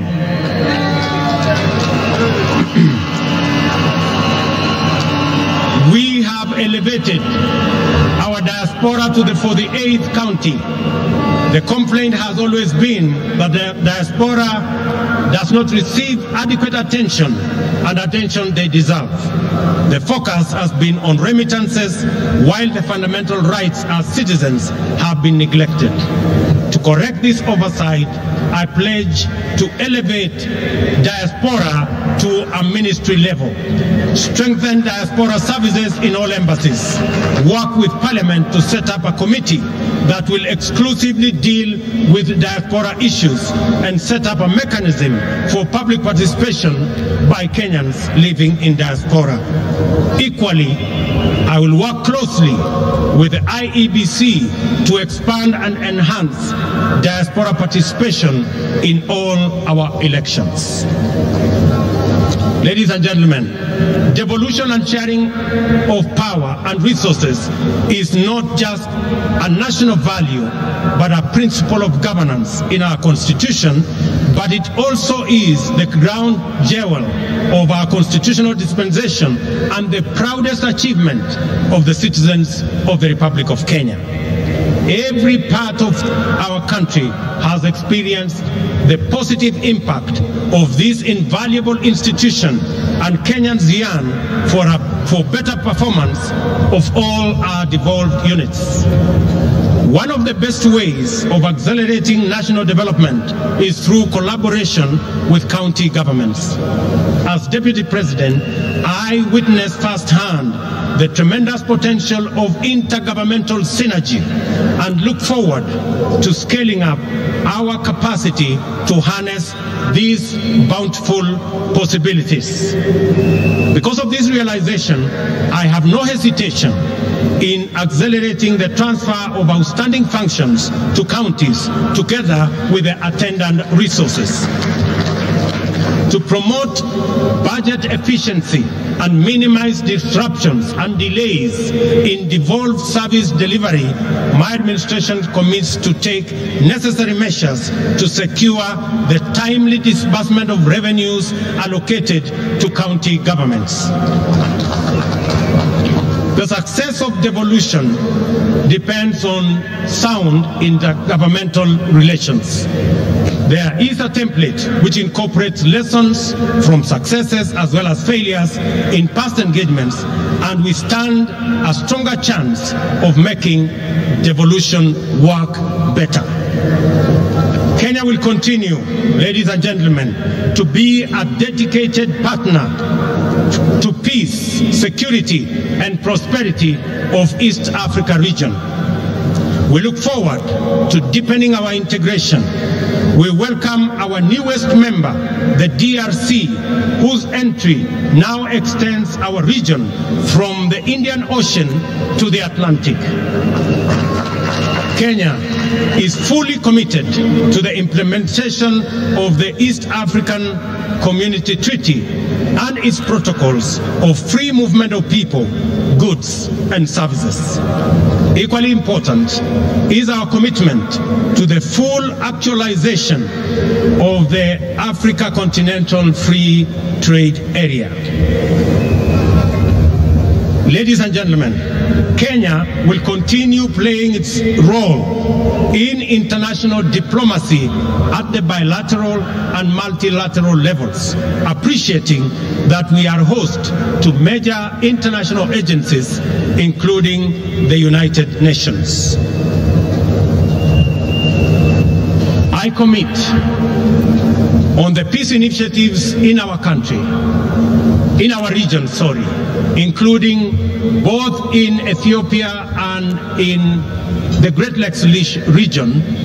I have asked my elder brother, President Uhuru Kenyatta, who has done commendable engagement with those regions, and he has graciously agreed to continue chairing those discussions on behalf of the people of Kenya. I have committed that the government of Kenya, and myself in particular, will support those initiatives that will be chaired by President Uhuru Kenyatta. And I want to thank you, Your Excellency, for graciously agreeing to support us and to help me in those interventions. Among the central concerns of my government will be climate change. In our country, women and men, young people, farmers, workers, and local communities suffer the consequences of climate emergency. It is not too late to respond. To tackle this threat, we must act urgently to keep global heating levels below the 1.5 Celsius, help those in need, and end addiction to fossil fuels. Has the opportunity to lead the world. We have immense potential for renewable energy. Reducing costs of renewable energy technologies make this the most viable energy source. Kenya is on transition to clean energy that will support jobs, local economies, and sustainable industrialization. In Kenya, we will lead this endeavor by reaffirming our commitment to transition to 100% clean energy by 2030. We call on all our brothers and sisters in our continent to join us in this journey. As members of the international community, we shall support a successful climate summit in Africa in November by championing delivery of finance and technology needed for Africa to adapt to climate impacts, support those in need, and manage the transition. My administration is ready to work with global partners to fight pandemics and other health emergencies. We are also committed to promoting Kenya's vigilance and efficacy in responding to emerging public health challenges. We stand ready to play our role in the collective effort to keep the public safe. I call upon countries that have developed vaccines to make them available to us.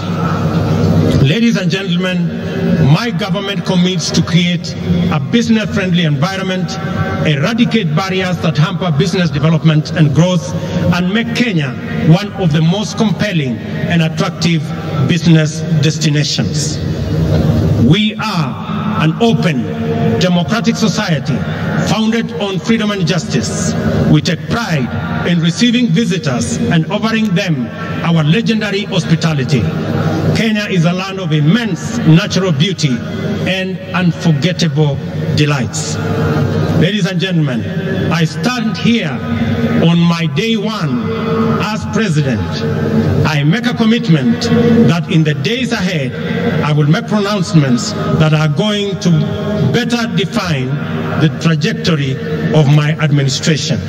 I promise to make every Kenyan proud and to ensure the economic well-being of all of us.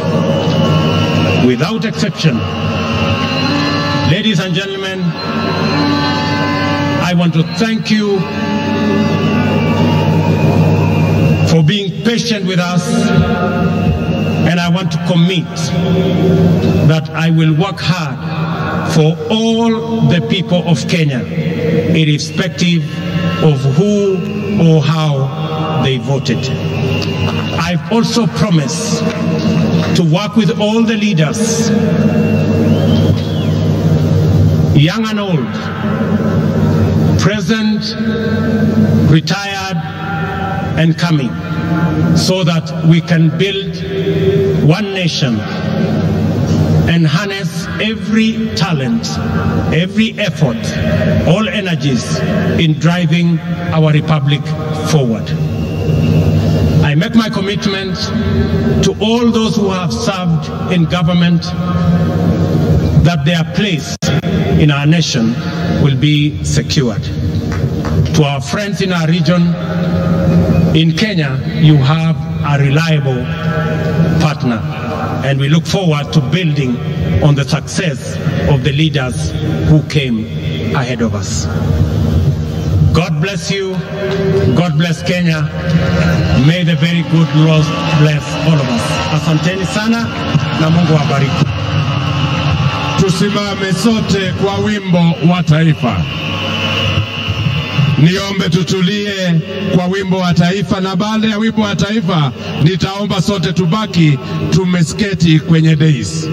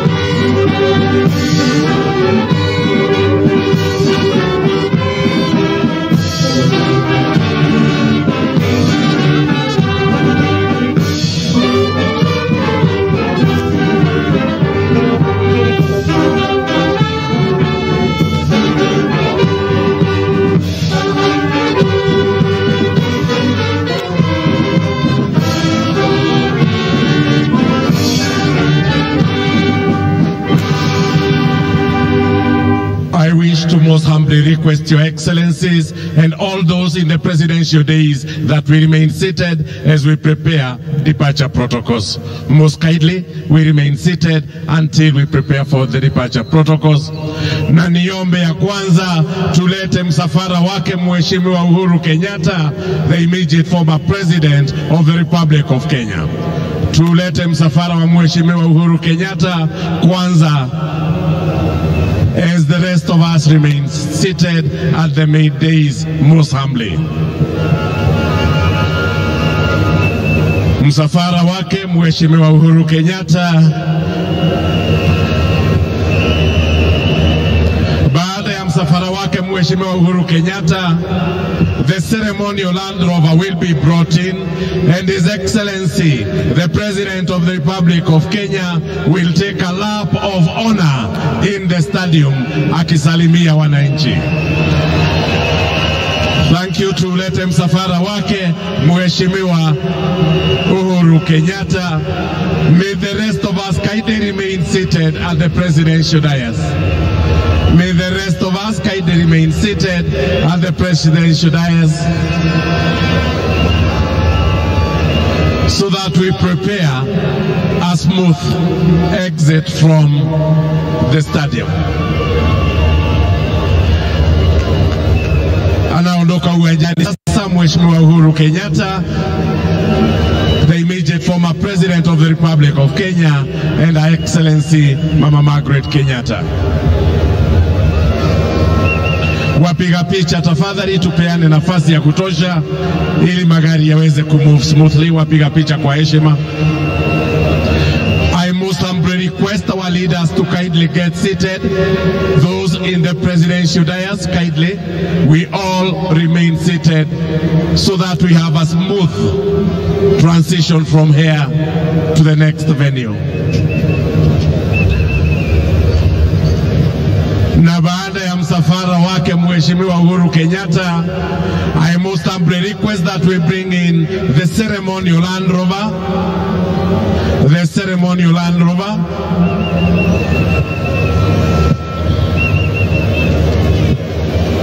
Faster please, most kindly. Thank you. If we could kindly move faster, thank you. Wapiga picha niombe tuondoke sababu Land Rover itatembea pahali mko. Wapiga picha tuondoke because the ceremonial Land Rover will move from where you are. May I now welcome Your Excellency the President of the Republic of Kenya to board the ceremonial Land Rover and take a lap of honor inside the stadium ukisalimia wananchi.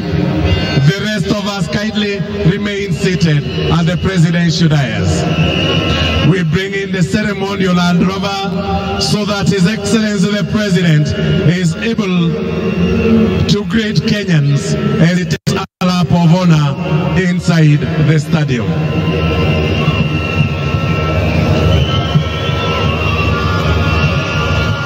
Ili Wakenya wapate nafasi kumsalimia Mheshimiwa Rais, we bring in the ceremonial Land Rover.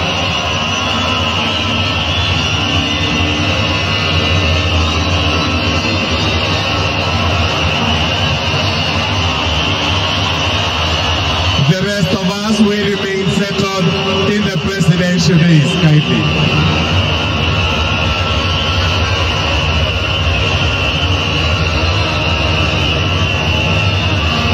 Wapiga picha niombe kwa heshima tusonge so that we have a clear path. Kindly, wapiga picha.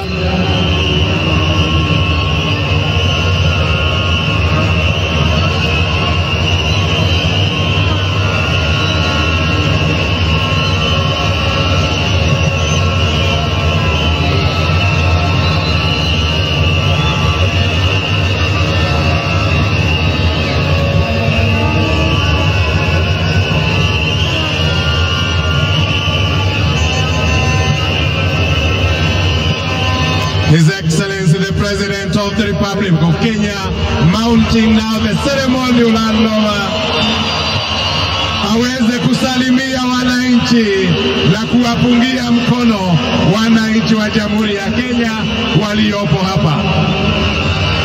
Haya, tuweze kwenda. Asante.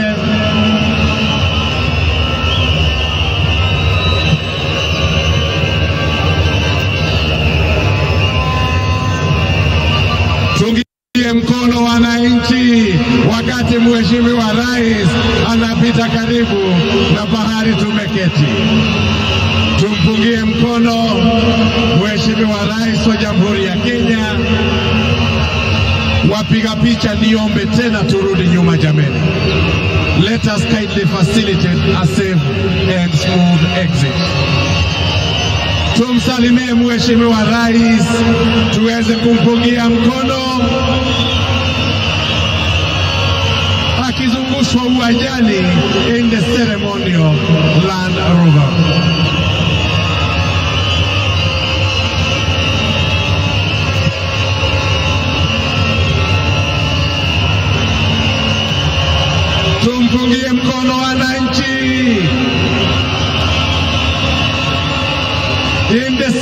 your vehicle, His Excellency, the President of the Republic of Kenya and Commander-in-Chief of the Defense Forces. Tumpungie mkono wananchi.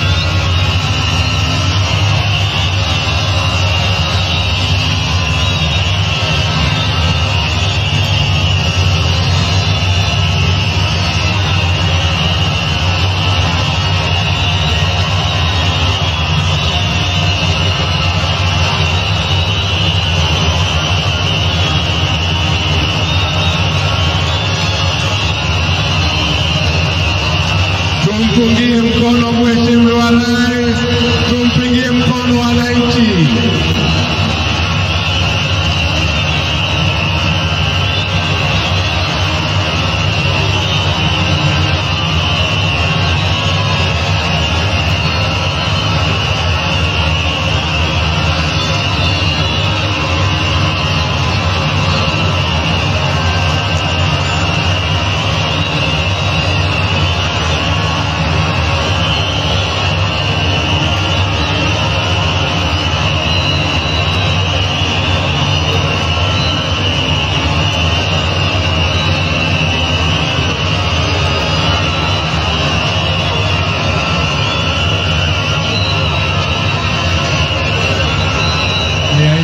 Your Excellency Mama Ruto, Your Excellency the family Mama Ruto, kindly if you could come down so that we thank you, Your Excellency.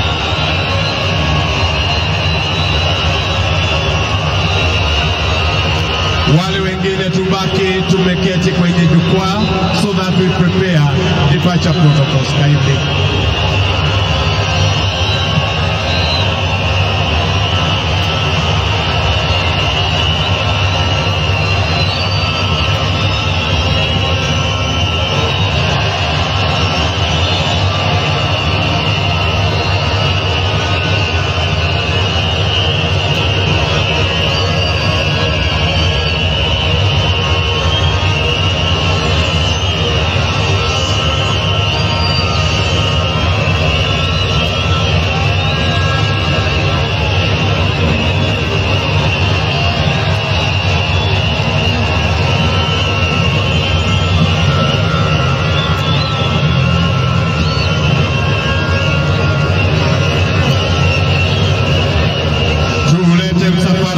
Mheshimiwa Rais wa Jamhuri ya Kenya, tulete msafara wake Mheshimiwa Rais sasa.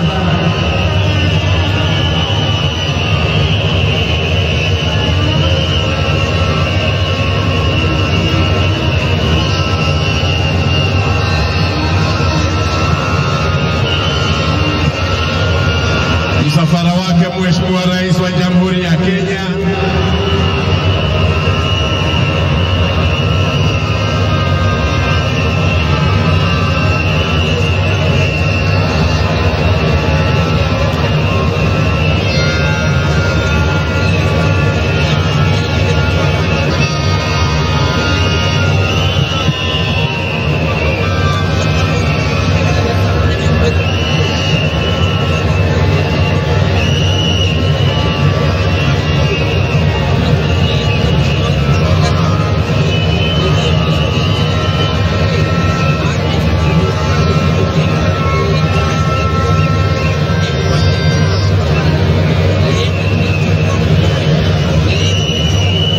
Mheshimiwa Rais atakapoondoka uwanjani, niombe tulete msafara wake Mheshimiwa Rais wa Jamhuri ya Uganda. We prepare the motorcade for His Excellency, the President of the Republic of Uganda.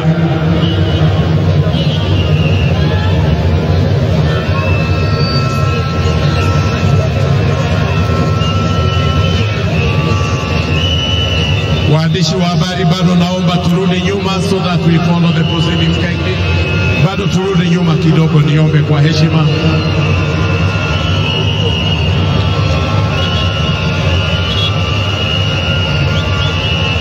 The motorcade for His Excellency the President of the Republic of Kenya departs.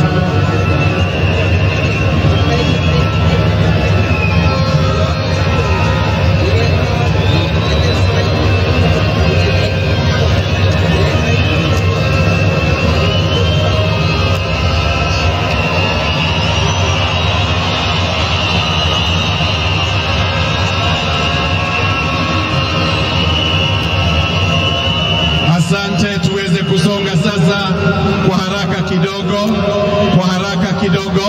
so that we bring in the heads of state and government most kindly.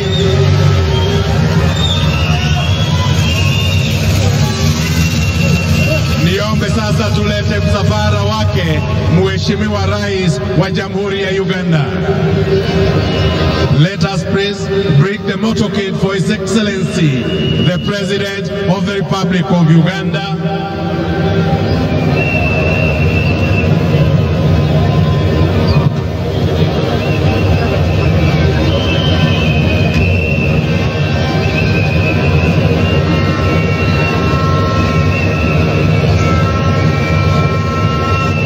The motorcades kindly, faster.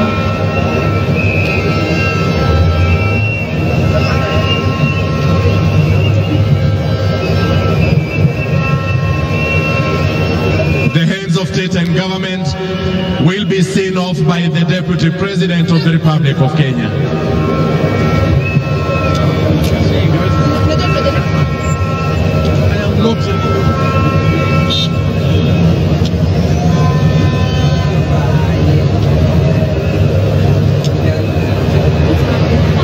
Tuondoe magari kwa heshima mpaka tulete ya Mheshimiwa Rais wa Uganda.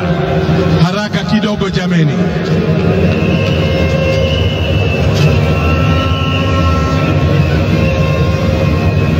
The motorcade for His Excellency, the President of the Republic of Uganda, followed by the motorcade of His Excellency, the President of Congo Brazzaville. Your Excellency, kindly.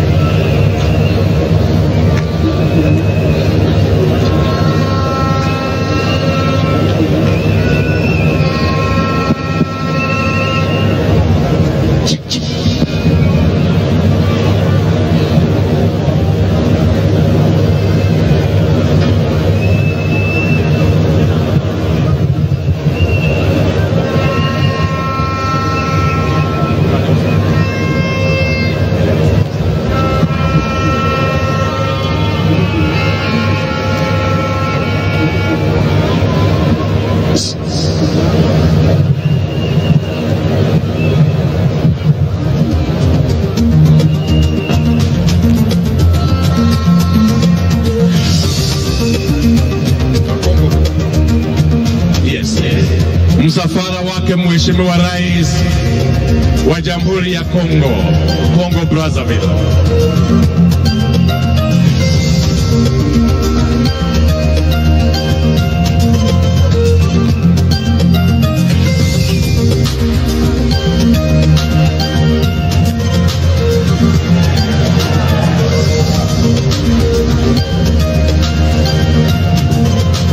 His Excellency the President of the Republic of Congo.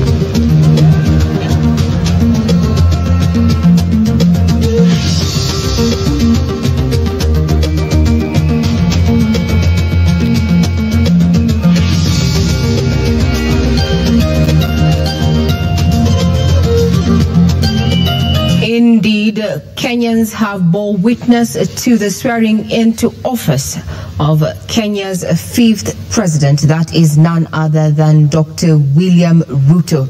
And as you've bared witness through KBC Channel 1, we have been keeping tabs. What you are seeing on the screen is the president's motorcade en route to State House.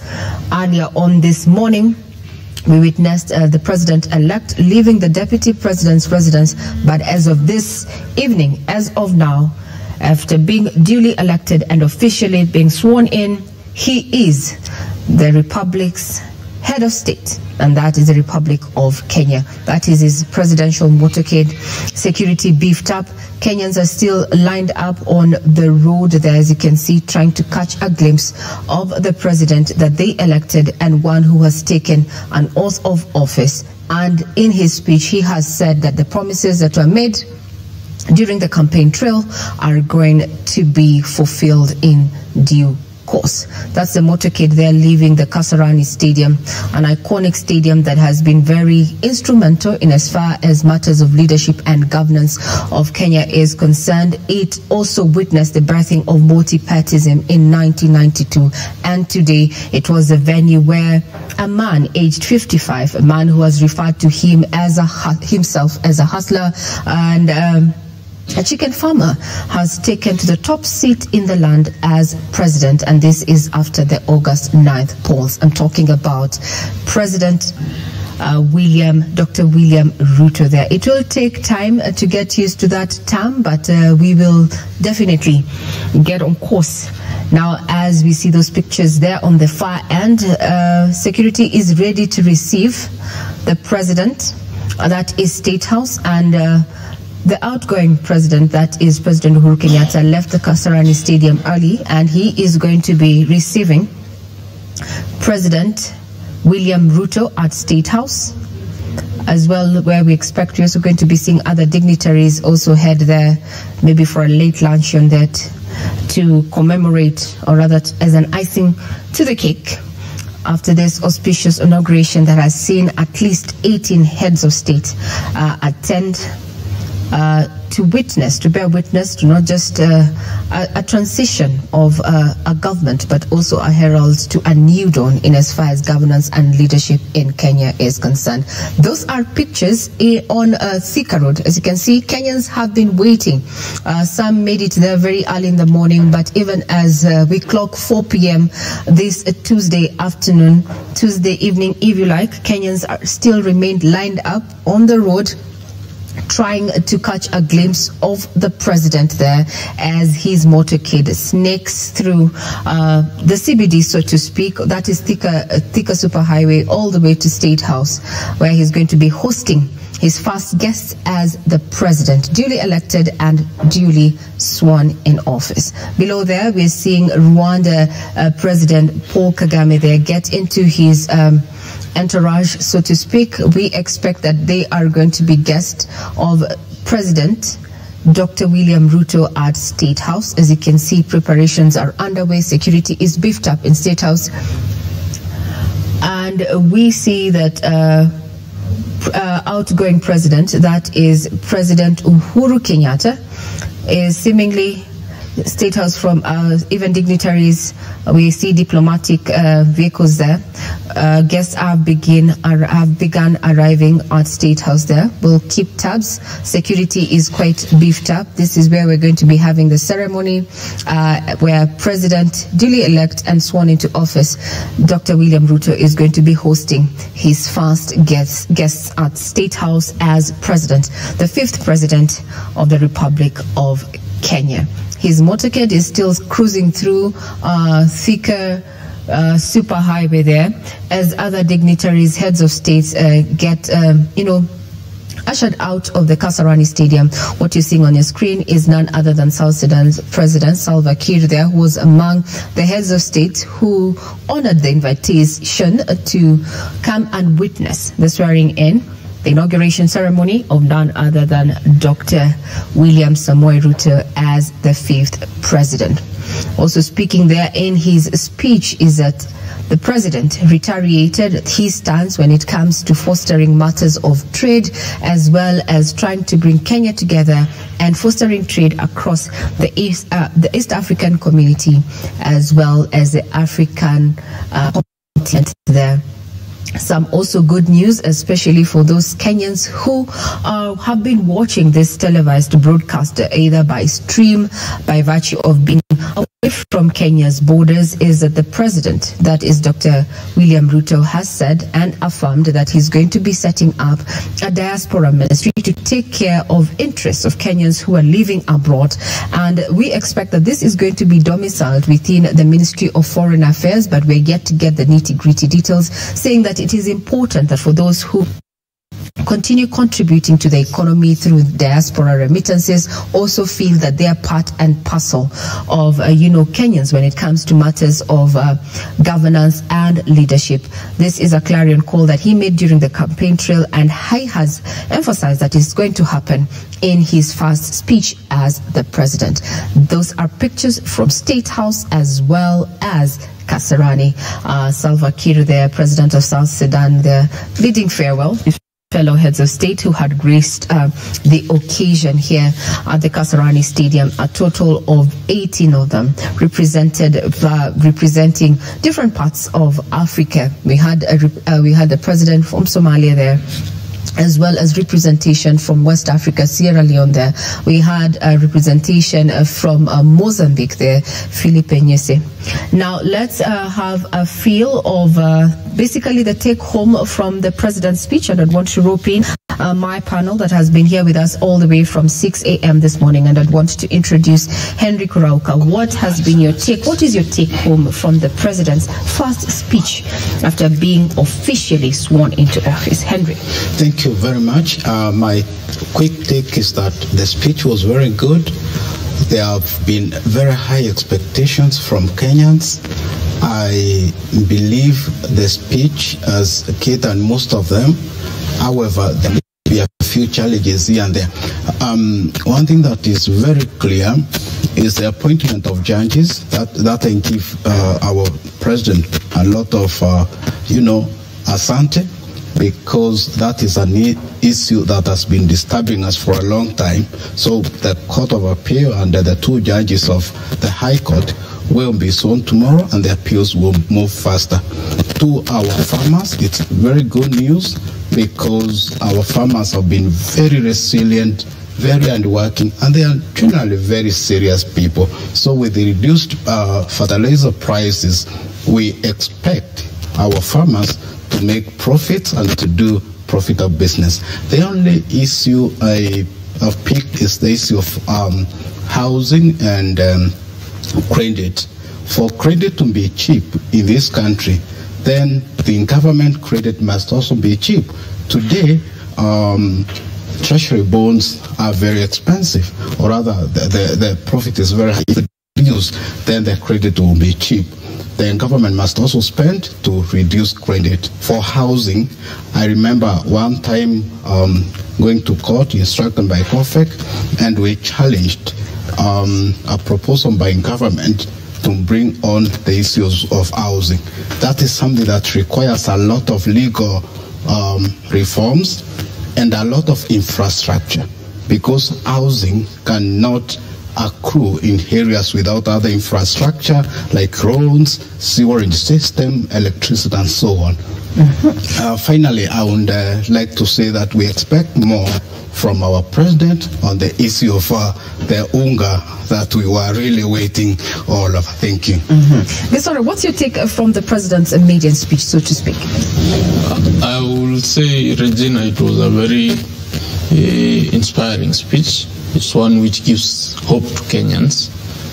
You remember Kenyans have been suffering. We've taken a beat for quite a while. And the speech he gave more or less gives or touches the places where Kenyans expected him to touch. Though he did not speak on the other areas, but he said he will be able to deal with the other things on a later stage. Key for me was the issue of Mombasa Port. He did mention that Mombasa Port, indeed, the people of Mombasa have been crying all along, and that has been a big issue for them. So we are going to see the port services go back to Mombasa, and the people will be making money and be making a living as they have been doing previously. The other thing is the Hustler Fund. Of course, that was this clarion call. We are going to see that being enforced or being put in place, and we are hoping it's going to touch the lowly of the lowly in the population. That is very important. The aspect of devolution, we has also highlighted that is going to actually give all the funds and the services which are supposed to be done by the devolution. That is also was another key point which he raised.